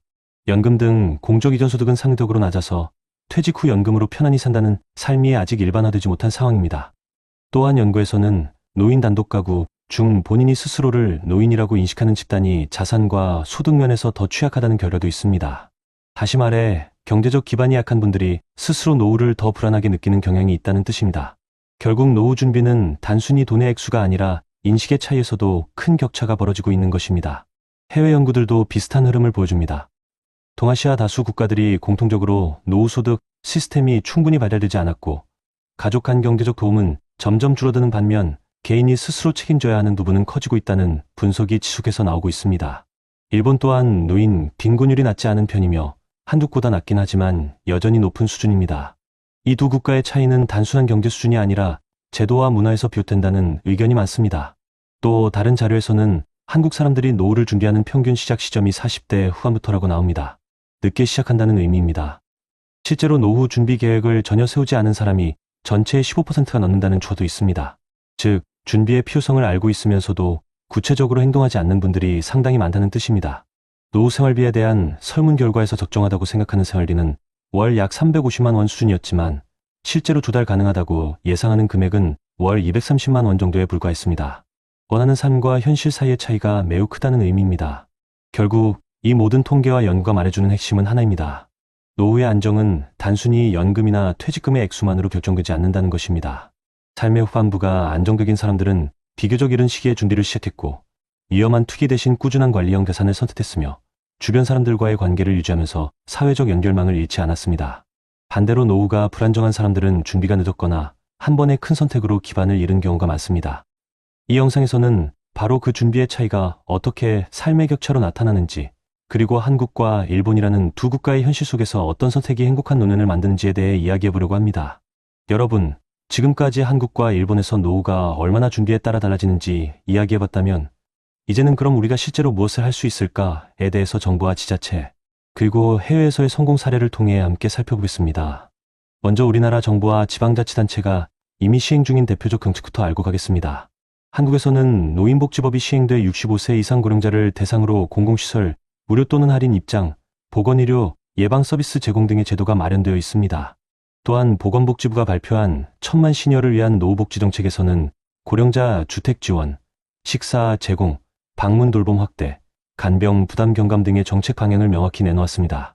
서울특별시는 종합시니어 복지계획이라는 이름으로 안정된 은퇴생활 지원, 건강돌봄 통합 시스템, 사회참여여가 활동 강화, 고령자, 친화환경 조성 등 네 분야로 나눠 2025년까지 1조 4천억 원 이상을 투자해 10만 개 이상의 고령자 일자리를 창출하기로 했습니다. 이처럼 정부와 지자체는 노후 준비가 미흡한 고령자에게 실질적 안전망을 만들기 위해 움직이고 있습니다. 자, 다음은 정책이 왜 중요한지, 어떤 형태가 노후 준비 격차를 줄이는지 해외 사례와 함께 살펴보겠습니다. 일본은 초고령 사회 대책 기본법을 제정해 고령화에 따른 사회경제가족 구조점화를 종합적으로 대응하도록 했고, 지역 지자체까지 노인 구독사 예방 모니터링, 주택 이동 지원 커뮤니티 기반 복지 서비스 확대를 적극 추진해 왔습니다. 노후소득 보장 체계를 강화하라는 분석도 여러 연구에서 나왔으며, 특히 일본의 연구들은 노후 빈곤 문제를 공적연금 중심으로 해결해야 한다는 견해가 많았습니다. 이처럼 제도적으로 노후를 미리 설계하고 지역사회 주거사회관계망까지 복합적으로 지원하는 것이 핵심입니다. 실제로 한국의 연구에서는 노년층 주거 안정, 지역 복지 서비스 접근성의 공간적 차이가 노후 복지, 체감에 큰 영향을 준다고 밝혀졌고, 노인 복지주택이 저소득 노인 가구의 주거 안정에 효과적이라는 평가가 나왔습니다. 그렇다면 이런 제도가 여러분 개개인의 삶과 어떻게 연결될까요? 여기서 매우 중요한 점은 언제부터, 어떤 방식으로, 관계망을 어떻게 유지하며 노후를 준비했느냐는 것입니다. 예컨대 정부가 제공하는 고령자 일자리와 참여 기회를 적극 활용하고 지역복지센터나 노인복지관을 통해 사회적 활동에 참여하며 정부 지자체에서 운영하는 주거지원 프로그램이나 복지주택 입주를 고려한다면 개인이 느끼는 노후의 격차는 확연히 줄어듭니다. 또한 해외 사례를 참고한다면 노인 인구 비중이 높았던 일본은 노동시장 참여 연령을 늦추고 고령자에게 맞춤형 일자리를 제공하면서 소득을 유지하는 한편 커뮤니티 시설에서의 사회활동을 강화해왔습니다. 이러한 방식은 단순히 연금을 받는 것을 넘어 삶의 의미와 관계망을 유지하는 데 큰 도움이 됐습니다. 이처럼 정부와 지자체는 제도적 기반을 만들고 있고 해외에서도 검증된 방식들이 존재합니다. 그래서 지금 이 영상을 보고 계신 여러분이 놓치지 말아야 할 건 정부가 한다는 말만 듣고 흘려버리지 않고 내가 사는 시군구에서 어떤 노인복지 프로그램, 주거지원 서비스, 고령자 일자리 사업이 있는지 직접 찾아보는 것입니다. 내가 사는 동네의 노인복지관, 시니어 일자리센터, 복지주택 경고 등을 미리 알아두는 것만으로도 큰 차이가 생깁니다. 그래서 지금 바로 주변 복지센터에 전화해보시고 내가 어떤 선택을 할 수 있는지 메모해두는 것 추천드립니다. 정부 지자체의 정책은 여러분이 혼자 노후를 맞이하지 않도록 돕는 초석이며 해외에서 검증된 모델은 그 초석 위에 우려 쌓아야 할 길을 보여줍니다. 노후는 더 이상 미룰 수 없는 과제입니다. 준비하고 움직이는 사람은 삶의 나머지를 안정과 관계 속에 살아갑니다. 그리고 오늘 이 영상에서 이야기한 제도와 사례들은 그 차이를 만들어낸 구체적인 실천들입니다. 여러분의 노후 준비가 지금 이 순간부터라도 시작되길 바랍니다. 실을 건네듯 조용히 마음에 내려앉는 순간이 있습니다. 누군가의 마지막 목소리가, 누군가의 평생을 담은 한 장의 편지가, 그리고 두 사람의 너무 다른 노후가 우리의 현재와 미래를 비춰주는 거울처럼 느껴지는 순간 말입니다. 일본 친구 준키는 누구에게도 손 내밀지 못한 채 조용히 세상을 떠났습니다. 자식에게 기대지 않으려는 자존심, 도움은 폐가 된다는 마음, 그렇게 홀로 견디다가 결국 누구에게도 기억되지 못한 채 사라져야 했던 인생. 그의 방에는 낡은 라디오와 오래전 한국에서 건네받은 목도리만 남아있었습니다. 그 작은 흔적들이 그가 마지막까지 붙잡고 있었던 온기의 전부였습니다. 반면 한국의 윤추 씨는 정반대의 길을 걸었습니다. 평범한 회사원이었고 특별한 재능도 남들보다 많은 돈도 없었지만 삶을 지키기 위해 조금씩 노후를 준비했고 가족과 이웃, 시장 사람들과의 관계를 놓지 않았습니다. 퇴직금 하나로 무리한 투자를 하지 않았고 자식에게 모든 걸 내어주기보다 그들의 성장을 믿는 선택을 했습니다. 그래서 그의 노후에는 외로움 대신 대화가 있었고 고독 대신 웃음이 있었고 빈방이 아니라 사람 냄새나는 시장에 따뜻한 온기가 있었습니다. 두 사람의 인생은 처음엔 크게 다르지 않았습니다. 둘 다 일했고 둘 다 나이를 먹었고 둘 다 가족을 사랑했습니다. 그러나 언젠가 갈림길에 섰을 때 한 사람은 손을 내밀지 않았고 다른 한 사람은 손을 내밀었고 또 손을 잡아주었습니다. 그 작은 차이가 노후의 온도를 완전히 바꾸었습니다. 여러분, 우리는 살아오면서 수없이 말합니다. 괜찮아질 거야. 그때 가서 생각하지 뭐. 하지만 노후는 그때 가서 생각할 시간이 우리에게 주어지지 않습니다. 몸이 아프고 관계가 멀어지고 일할 수 없어진 그 순간은 우리가 생각하는 것보다 훨씬 빨리 찾아오기 때문입니다. 그래서 오늘의 이야기가 여러분 마음속에 작은 불씨 하나 더 남겼으면 합니다. 우리가 지금부터라도 지켜야 할 것들, 작은 저축, 무리하지 않는 투자, 관계를 이어가는 노력, 스스로의 가치를 지키려는 다짐, 이 모든 것이 모여 우리의 노후를 바꾸는 기적이 됩니다. 그리고 무엇보다 중요한 건 준키처럼 외로움 속에서 사라지는 노후가 아니라 윤추 씨처럼 관계 속에서 함께 늙어가는 삶을 선택하는 것입니다. 누군가에게 기대며 사는 것이 약함이 아니라 함께 늙어가기 위해 필요한 용기라는 것을 우리는 기억해야 합니다. 여러분, 지금 여러분에게도 전화해야 할 누군가가 있지 않나요? 명절마다 떠올랐던 그 얼굴, 한 번쯤 먼저 연락해볼까 고민했던 그 사람, 혹은 멀리 있는 자녀에게 건네지 못한 한마디, 그리고 무엇보다 여러분 자신에게 해주지 못한 따뜻한 말 한마디, 지금부터라도 늦지 않았다. 여러분의 노후는 아직 써 내려갈 페이지가 남아 있습니다. 그리고 그 페이지가 어떤 모습으로 채워질지는 오늘 우리가 어떤 결심을 하느냐에 달려 있습니다. 부디 여러분의 남은 삶이 고독이 아닌 온기로, 두려움이 아닌 희망으로, 후회가 아닌 사랑으로 채워지길 진심으로 바랍니다. 그리고 저는 오늘도 조용히 이렇게 중얼거립니다. 우리 모두 끝까지 따뜻하게 살아갑시다. 안녕하십니까. 자식 잘 되길 바라는 부모 마음 다 똑같죠. 요즘 같은 세상에 은행에만 돈 넣어두면 물가 따라가기도 버겁습니다. 그래서 부모 마음은 늘 같습니다. 나처럼 고생하지 말고 너는 좀 편하게 살아라. 그런 마음으로 좋은 정보 하나라도 더 알려주고 싶은 거죠. 오늘 제가 들려드릴 이야기도 바로 그 선의에서 시작됐습니다. 올해 62, 이정호 선생님은 아들에게 말했습니다. 요즘엔 이런 데 투자해야 돈이 불어난다더라. 아들도 처음엔 역시 우리 아버지 라며 웃었죠. 그런데 2달 뒤 시장에 작은 흔들림이 오자 아들 입에서 이런 말이 나왔습니다. 아버지 때문에 내 인생 망했다. 좋은 마음으로 건넨 돈 조언이 왜 이렇게 아픈 상처가 되었을까요? 오늘 그 이유를 함께 짚어보고 다시는 돈 때문에 가족과 등을 지는 일이 없도록 지혜를 나누겠습니다. 제가 그 억울한 사연을 말씀드릴 테니 제발 끝까지 들어주세요. 경기도 안양의 오래된 아파트 단지 6층. 창문 옆에 놓인 낡은 브라운관 TV가 여전히 거실 한쪽을 차지하고 있었다. 10수년 전까지만 해도 박준호 씨 가족이 함께 저녁을 먹으며 뉴스와 드라마를 보던 자리였다. 그때만 해도 준호 씨는 가족에게 든든한 가장이었다. 30년 넘게 중소기업에서 부장으로 일하며 누구보다 성실하게 살아왔다.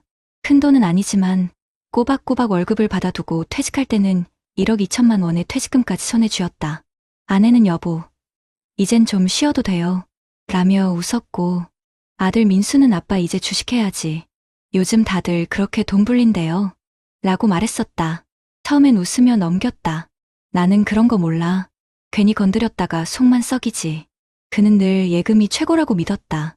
그렇게 살아서 집도 장만했고 2자식 대학도 보냈다. 그런데 세상은 너무 빨리 변했다. TV를 켜면 연일 오르는 물가, 떨어지는 원화 가치, 폭등하는 전세금 이야기뿐이었다. 그 낡은 TV는 아직 멀쩡했지만 세상은 완전히 달라져 있었다. 퇴직 후 1년쯤 지나자 준호 씨는 점점 불안해졌다. 예금 이자는 고작 3% 남짓. 은행 직원은 이자도 세금 떼면 거의 남는 게 없습니다.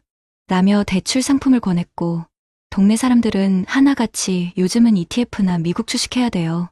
라며 떠들어댔다. 그때부터였다. 그래. 나도 이제 뭔가 배워야 하나? 라는 생각이 마음 한구석에 피어났다. 어느 날 아들 민수가 퇴근 후 맥주잔을 기울이며 말했다. 아빠, 요즘엔 은행에 돈 넣어두면 손해야. 나 친구 아버지는 S&P 500에 투자했는데 1년에 15% 올랐대. 준호 씨는 순간 귀가 솔깃했다. 하지만 바로 고개를 저었다. 야, 그런 거 다 위험하다. 주식으로 망한 사람 TV에 얼마나 나오는 줄 알아? 그러자 아들이 비웃듯 말했다. 그런 생각하니까 평생 그대로 사는 거예요. 아빠 세대는 그 말이 이상하게 마음에 남았다. 평생 가족을 위해 일했는데 이제는 시대에 뒤떨어진 사람 취급을 받는 기분이었다. 그날 밤 준호 씨는 잠이 오지 않았다. TV에서는 미국 금리 인상이 어쩌고 하는 뉴스가 흘러나왔고 그 소리가 낡은 스피커를 울리며 오래된 불안감을 더 키웠다.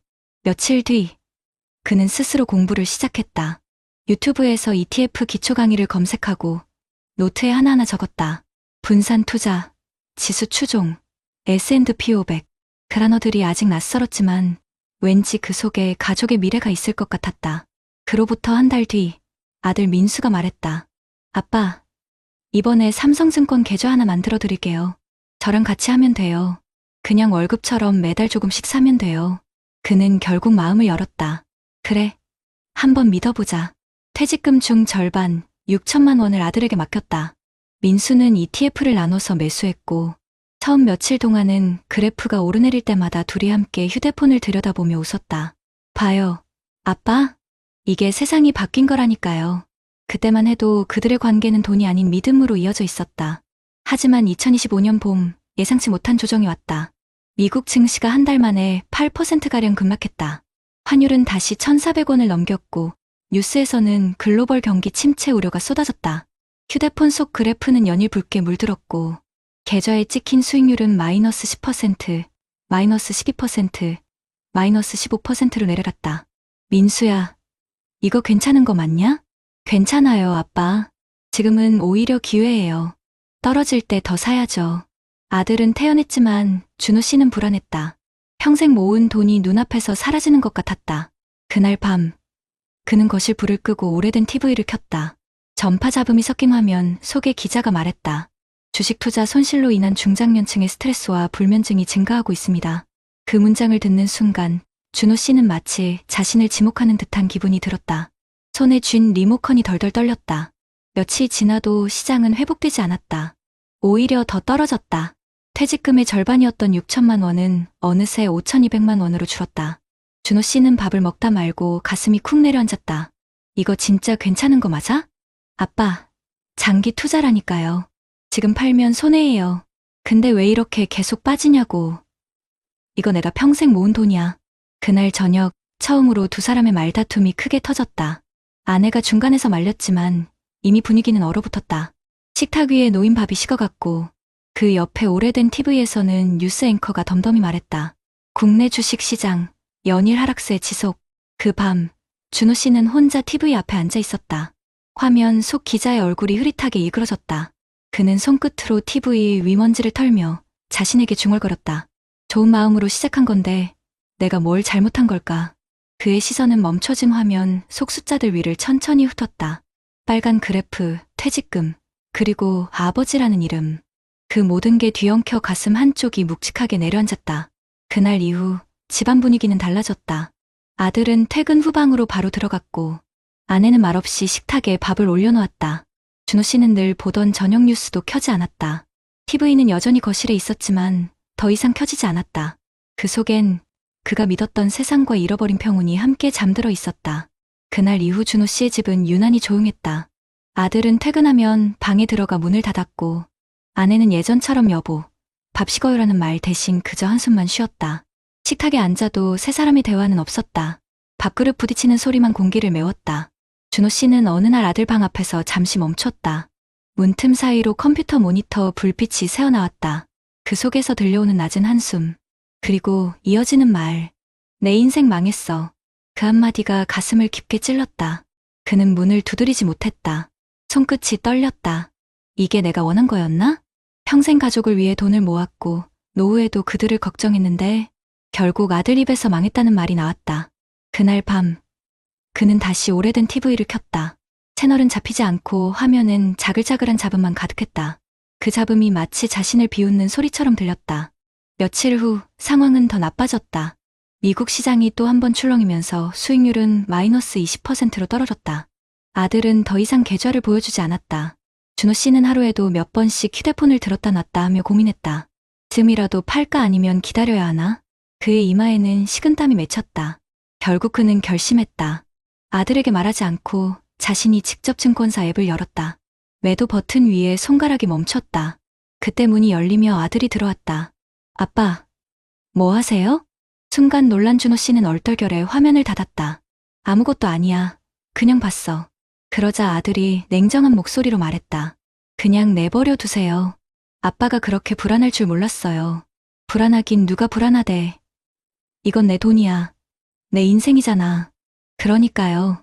내 인생에 아빠가 이렇게 끼어들 줄 몰랐다고요. 그 말에 준호 씨는 아무 말도 하지 못했다. 그날 밤 아들은 방을 나서며 짐짓 차가운 말투로 말했다. 그냥 팔든 말든 알아서 하세요. 이제부터는 제 일에 신경 끄세요. 그 문이 닫히는 소리가 마음속 어딘가를 찢는 듯 들렸다. 그날 이후 아들은 한동안 집에 들어오지 않았다. 시간은 흘러 어느덧 여름이 되었다. 준호 씨는 식탁 위에 먼지를 털며 방치된 TV 위에 시선을 두었다. 그 위에는 아들이 사준 디지털 셋톱박스가 있었다. 아직도 비닐이 벗겨지지 않은 채였다. 그때 그냥 말하지 말 걸 그랬나? 그의 입에서는 한숨 같은 독백이 흘러나왔다. 하루는 우연히 TV를 켜니 화면 속 뉴스에서 익숙한 문장이 들려왔다. 가족 간 투자 갈등이 급증하고 있습니다. 특히 부모가 자녀에게 권한 투자로 인한 심리적 충돌이 늘어나고 있습니다.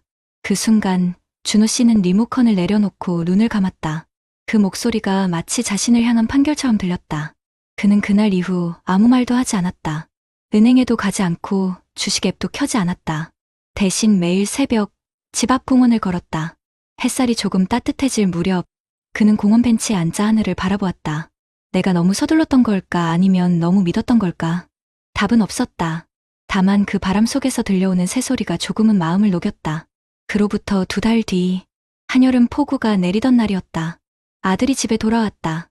비에 젖은 셔츠를 털며 조심스레 말했다. 아빠, 요즘 잘 지내셨어요? 준호 씨는 놀란 얼굴로 고개를 끄덕였다. 그래, 뭐 그냥. 잠시 침묵이 흘렀다. 아들은 식탁 위에 봉투 하나를 올려두었다. 이거 지난번 손실난 거 회복됐어요. ETF 다시 올랐어요. 준호 씨는 봉투를 열었다. 5,800만 원. 처음 넣었던 금액보다 여전히 적었지만 이상하게 그 돈이 전부처럼 느껴졌다. 그래, 다행이다. 그는 작게 웃었다. 아들은 잠시 머뭇거리더니 말했다. 아빠, 그때 제가 너무 심했어요. 사실 저도 무서웠어요. 근데 아빠가 불안해하니까 저까지 화가 났어요. 준호 씨는 그제야 아들의 어깨를 바라봤다. 젖은 머리카락 사이로 힘들게 웃는 아들의 얼굴이 보였다. 나도 미안하다. 좋은 마음으로 한 건데 괜히 다 망쳐버린 것 같아서. 그때 오래된 TV에서 갑자기 불빛이 들어왔다. 정전 후 자동으로 켜진 것이었다. 화면 속에서는 뉴스가 아닌 오래된 다큐멘터리가 재생되고 있었다. 세상은 변하지만 마음만은 변하지 않는다. 자막 한 줄이 천천히 지나갔다. 두 사람은 말없이 그 화면을 바라보았다. 낡은 브라운관 속 빛이 방 안을 따뜻하게 물들였다. 마치 오래된 상처 위로 얇게 내려앉은 새살처럼. 며칠 후 준호 씨는 작은 결심을 했다. 퇴직금의 남은 절반은 다시 은행에 넣었다. 이자는 여전히 적었지만 마음은 한결 편안했다. 그리고 남은 소액으로는 아들과 함께 공부하며 조금씩 투자했다. 이번엔 수익보다 함께라는 단어를 더 중요하게 생각했다. 그는 오래된 TV를 새로 바꾸지 않았다. 화면이 가끔 꺼지고 잡음이 섞여도 그대로 두었다. 그 속엔 자신의 지난날이 담겨 있었기 때문이다. 불안했던 시절, 흔들렸던 믿음, 그리고 다시 찾은 가족의 온기까지. 그 TV는 이제 단순한 전자제품이 아니라 그의 인생을 비추는 거울이었다. 밤이 되면 준호 씨는 거실 불을 끄고 그 앞에 앉곤 했다. 민수야, 이제 알겠다. 투자는 돈을 불리는 게 아니라 믿음을 지키는 거더라. 그의 목소리가 조용히 퍼졌다. 오래된 브라운관은 여전히 미세한 빛을 깜박이며 그의 얼굴을 부드럽게 비췄다. 그 빛 아래에서 준호 씨는 비로소 깨달았다. 가족에게 돈 이야기를 꺼내기 전에 먼저 마음을 준비해야 한다는 걸. 돈보다 어려운 건 숫자가 아니라 사람의 마음이었다. 그날 이후 그는 다시는 함부로 이거 해봐라라는 말을 하지 않았다. 대신 조용히 이렇게만 말했다. 궁금하면 내가 걸어온 길을 한번 같이 걸어볼래? 그 오래된 TV는 여전히 그 자리에 있다. 화면은 조금 희미해졌지만 그 앞에서 웃는 부자의 모습은 그 어느 때보다 선명했다. 여러분 어떠시나요? 위의 사례는 정말 비참하고 서글픈 인생 아닌가요? 하지만 지금부터 소개해드리는 사례는 정반대의 선택으로 행복한 노후를 보내고 있는 분의 이야기입니다. 서울 양천구의 한 오래된 아파트. 주말 아침 김선옥 씨는 베란다 화분에 물을 주며 커피를 한 모금 마셨다. 하늘은 맑았고 공기도 부드러웠다. 남편이 세상을 떠난 지 벌써 7년째였지만 이제는 더 이상 외롭지 않았다. 64세의 그녀는 혼자이돼 불안하지 않은 사람이었다. 김선옥 씨는 서울시청에서 33년간 근무한 공무원이었다. 퇴직 후엔 매달 230만 원의 연금을 받으며 소박하지만 단단한 삶을 이어가고 있다. 그녀는 늘 말하곤 했다. 내 인생은 화려하지 않았지만 대신 후회도 없어. 그런 그녀에게도 한때 흔들림은 있었다. 2020년대 초 자녀들이 사회생활을 시작하면서 엄마, 이젠 돈을 굴려야 돼. 요즘 ETF, 미국 주식 이런 건 기본이에요. 하며 적극적으로 권하던 시절이었다. 딸은 IT 스타트업에서 일했고 아들은 프리랜서 디자이너로 독립했다. 둘 다 엄마도 투자 안 하면 손해라며 용돈을 주듯 주식 앱을 깔아주고 사용법을 알려줬다. 하지만 선옥 씨는 그날 밤 휴대폰을 내려놓았다. 오래된 기억이 떠올랐다. 1997년 IMF 때 동료 남편이 주식에 손댔다가 모든 걸 잃고 퇴직금을 받아도 집을 지키지 못했다는 이야기. 그녀는 그날 일기장에 이렇게 적었다. 돈은 감정으로 움직인다. 나는 평생 사람을 보며 배웠다. 남이 한다고 따라가지 말자. 그녀는 대신 자신의 속도를 택했다. 퇴직 후 아침마다 노트를 펴고 지난달 지출을 적었다. 전기요금, 관리비, 교통비, 병원비, 딸에게 주는 생활비까지. 매달 남는 금액은 20만 원 남짓. 그 돈으로 적금 대신 국내 채권형 펀드를 5년째 꾸준히 넣고 있었다. 누가 보면 너무 보수적이라 할지도 모른다. 하지만 그녀는 흔들리지 않았다. 나는 잃지 않는 게 제일 중요해. 아들은 엄마, 요즘은 그런 거 다 옛날 방식이에요.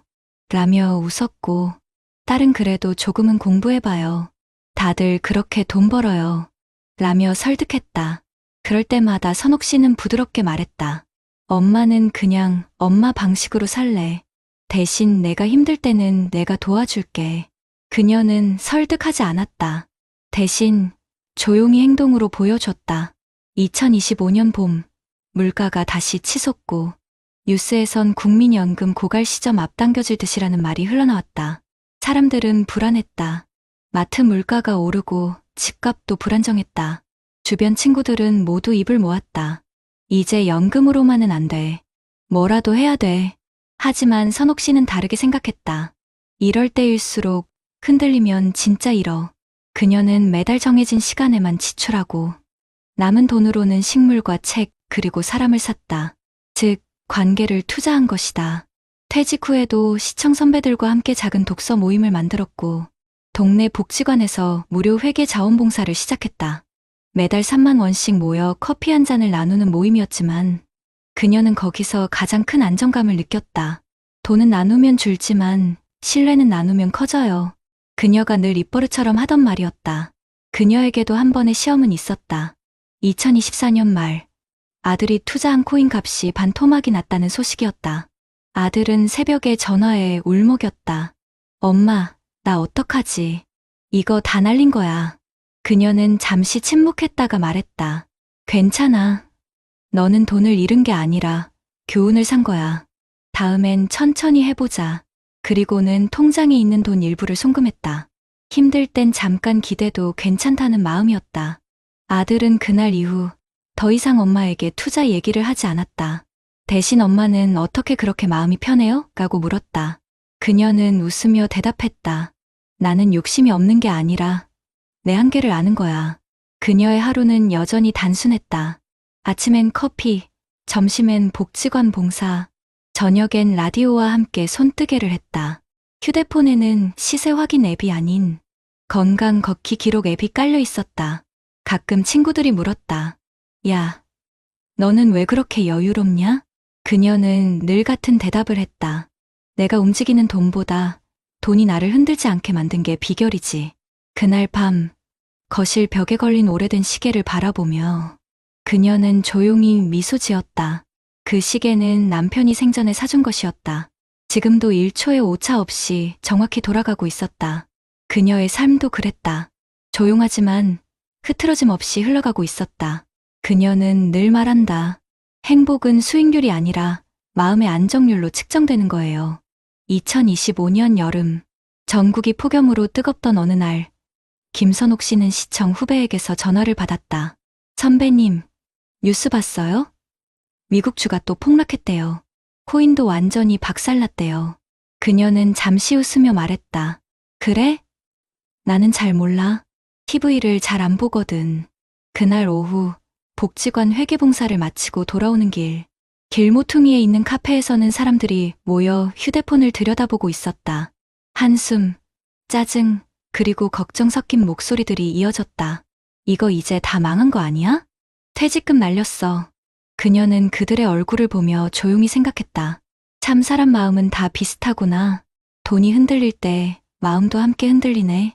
그녀는 집으로 돌아오자마자 TV를 켰다.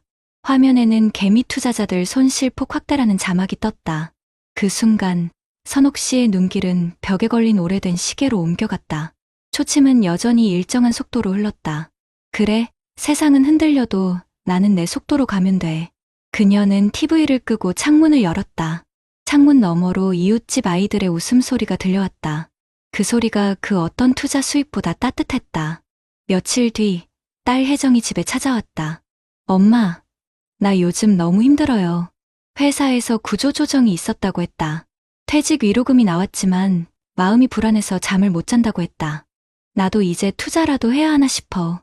다들 그걸로 버틴대. 그녀는 딸의 손을 잡고 말했다. 혜정아, 남들이 하는 말보다 너 마음이 편한 걸 먼저 찾아야 돼. 불안한 마음으로 하는 투자는 결국 손해야. 딸은 고개를 숙였다. 근데 엄마는 왜 이렇게 마음이 편해요? 그녀는 웃으며 대답했다. 나는 불안할 때마다 사람을 봐. 돈이 아니라 나를 믿어주는 사람들을. 그날 저녁 두 사람은 함께 밥을 지었다. 딸은 이런 시간 너무 오랜만이에요. 라며 눈시울을 붉혔다. 그녀는 조용히 국을 푸며 말했다.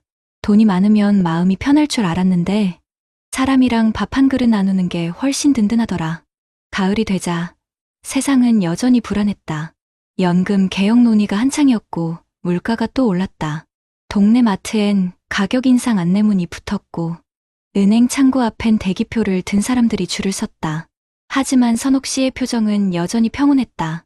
그녀는 매달 연금이 들어오면 가장 먼저 30만 원을 기부 통장에 옮겼다. 그 돈으로 복지관 아이들 급식비를 지원했다. 내가 누군가의 하루를 편하게 만들면 그게 내 이자야. 그녀의 말에는 맑은 확신이 담겨 있었다. 그녀의 집은 여전히 오래된 가구와 시계로 채워져 있었다. 남들이 보기엔 낡고 소박했지만 그녀에게는 시간이 만든 부가 담긴 공간이었다. 어느 날 저녁 아들이 오랜만에 집에 찾아왔다. 엄마, 나 이제 투자 접었어요. 그녀는 놀란 눈으로 물었다. 왜? 아직 젊은데 공부 잘하더니 그냥 엄마처럼 살고 싶어졌어요. 돈 쫓는 것보다 사람 지키는 게 더 어렵더라고요. 그녀는 미소 지었다. 그래. 내가 그걸 벌써 깨달았다면 참 잘한 거야. 아들은 손에 작은 상자를 내밀었다. 이거 엄마 드리려고 샀어요. 상자 안에는 작은 탁상 시계가 들어있었다. 엄마 시계는 오래돼서 가끔 멈추잖아요. 그녀는 조용히 웃었다. 괜찮아. 그 시계는 내 인생이야. 멈춰도 다시 가잖아. 그녀는 아들의 머리를 쓰다듬었다. 엄마는 돈으로 성공한 건 없지만 마음을 잃지 않은 게 내 자랑이야. 겨울이 찾아왔다. 창밖에는 눈이 내리고 거실에는 따뜻한 노란빛 조명이 켜졌다. 그녀는 커피를 내리며 생각했다. 젊었을 땐 돈이 나를 지켜줄 거라 믿었는데 이젠 내가 돈을 지켜주는 법을 배웠구나. 벽에 걸린 오래된 시계는 여전히 정확하게 돌아가고 있었다.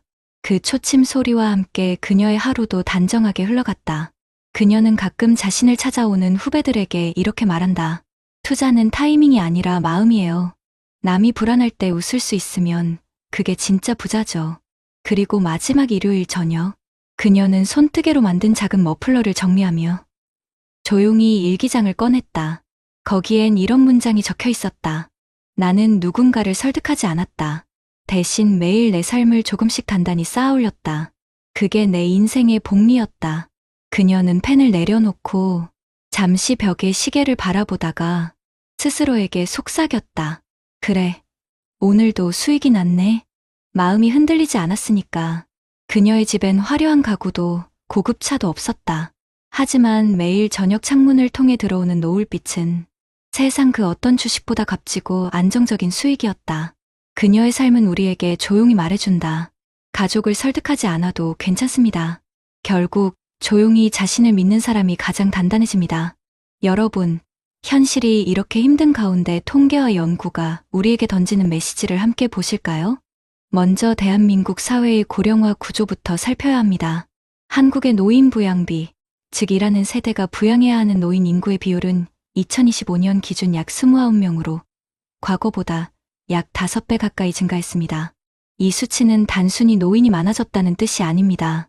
한 세대가 다른 세대를 떠받쳐야 하는 구조적 압박이 이미 심각한 수준에 이르렀다는 의미이기도 합니다.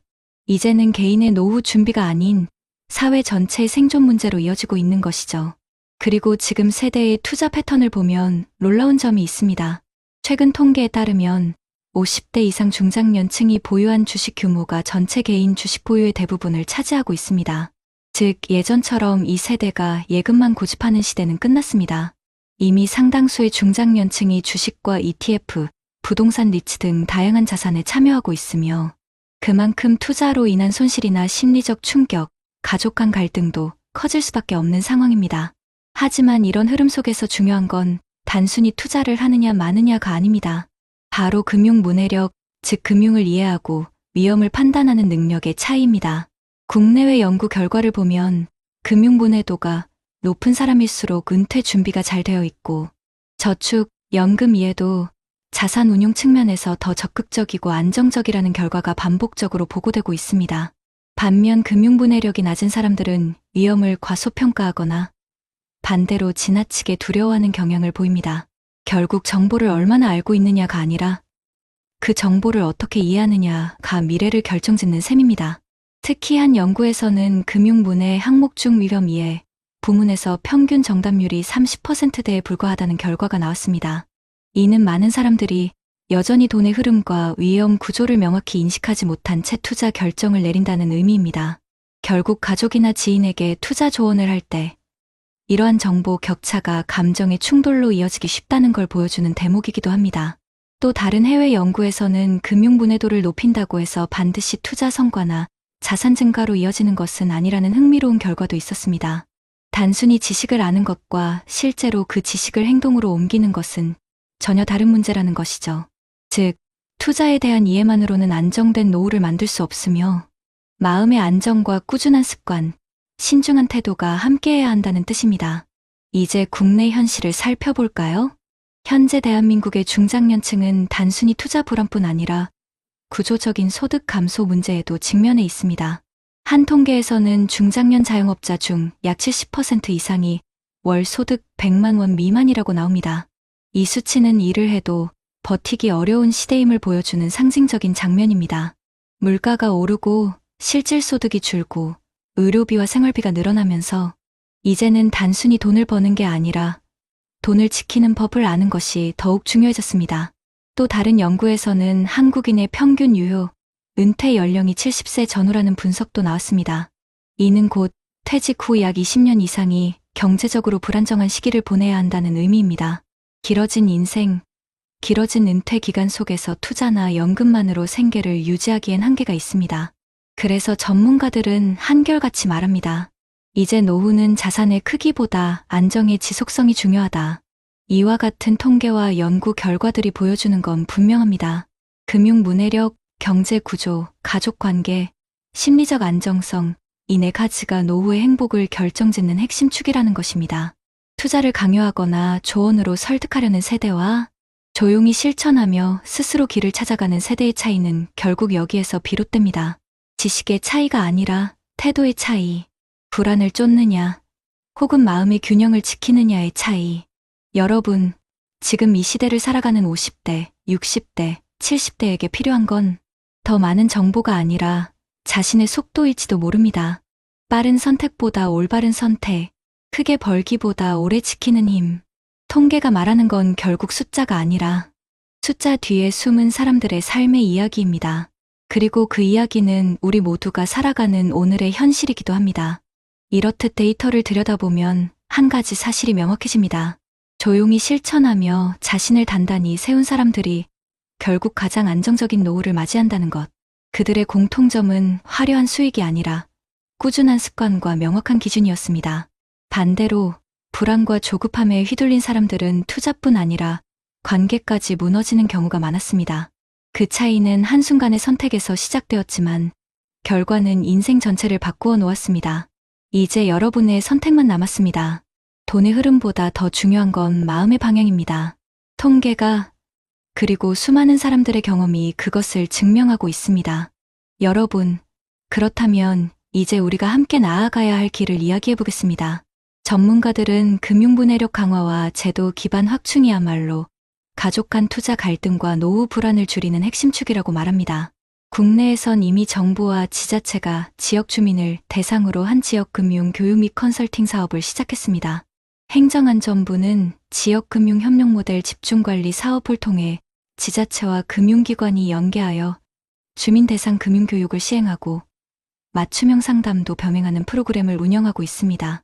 또 서민금융진흥원은 지자체 특화 신용대출 보증 사업뿐 아니라 금융상담과 교육, 복지 안내 기능을 지역 기반으로 확대하고 있습니다.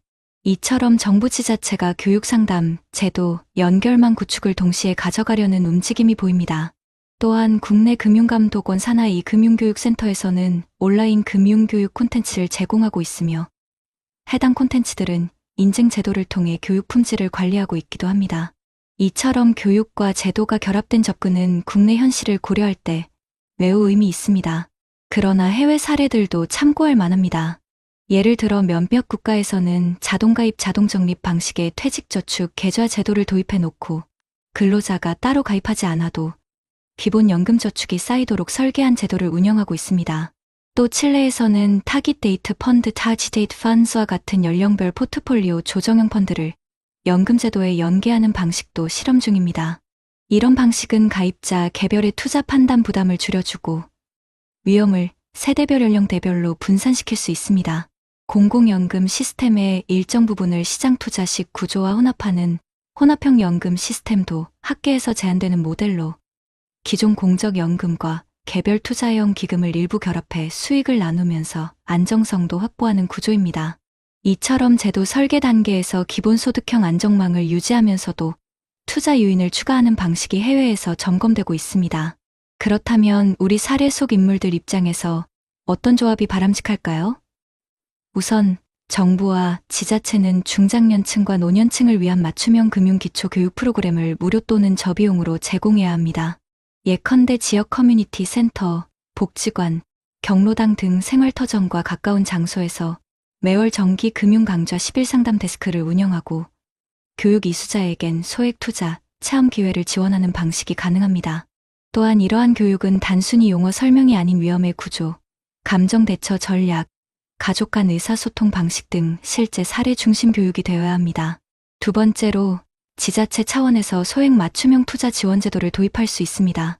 예컨대 지자체의 예산 중 일부를 활용해 시니어 투자 체험 펀드나 안정형 커뮤니티 펀드를 구성하여 주민이 소액으로 분산 투자해보고 손실이 제한된 구조를 제공하는 방식입니다.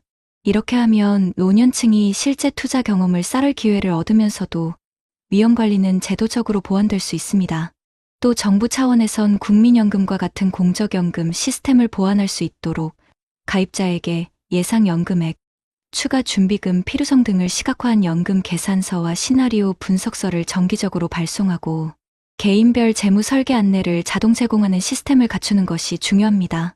이와 더불어 해외에서 성공 사례로 거론되는 자동가입형 저축연금, 제도 자동 조정 모델을 참조할 수 있습니다.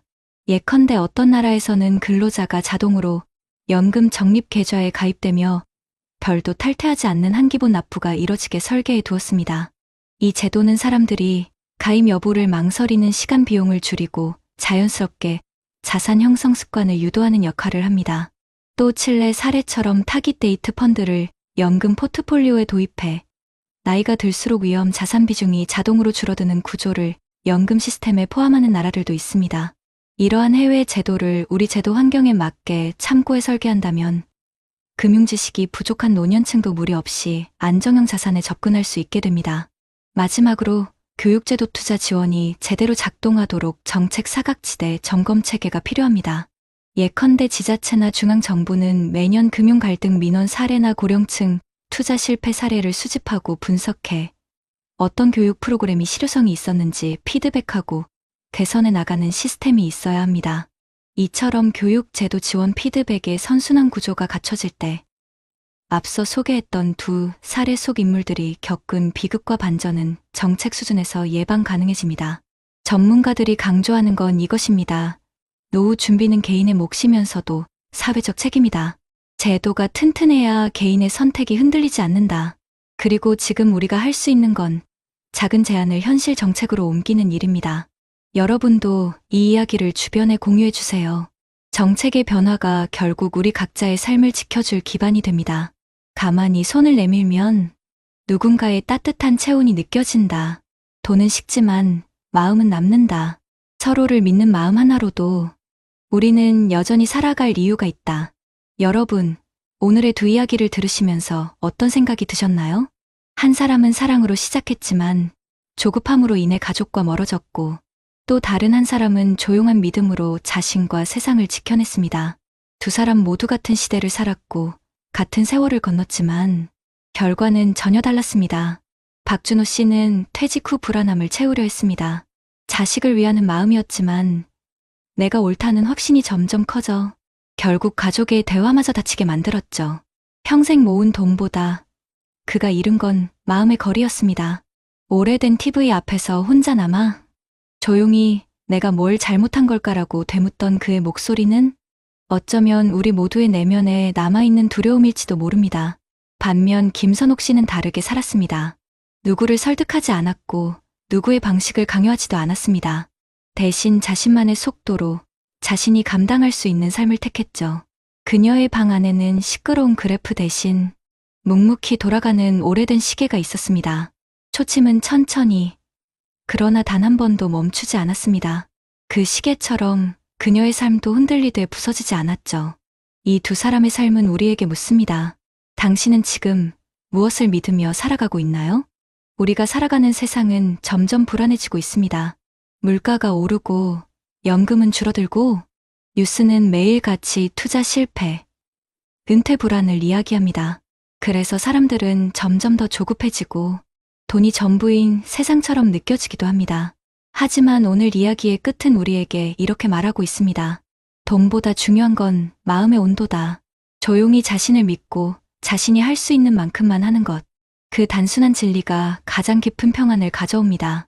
가족에게 무언가를 권하기보다 먼저 그들이 지켜볼 수 있는 삶의 모습을 보여주는 것. 그게 진짜 지혜입니다.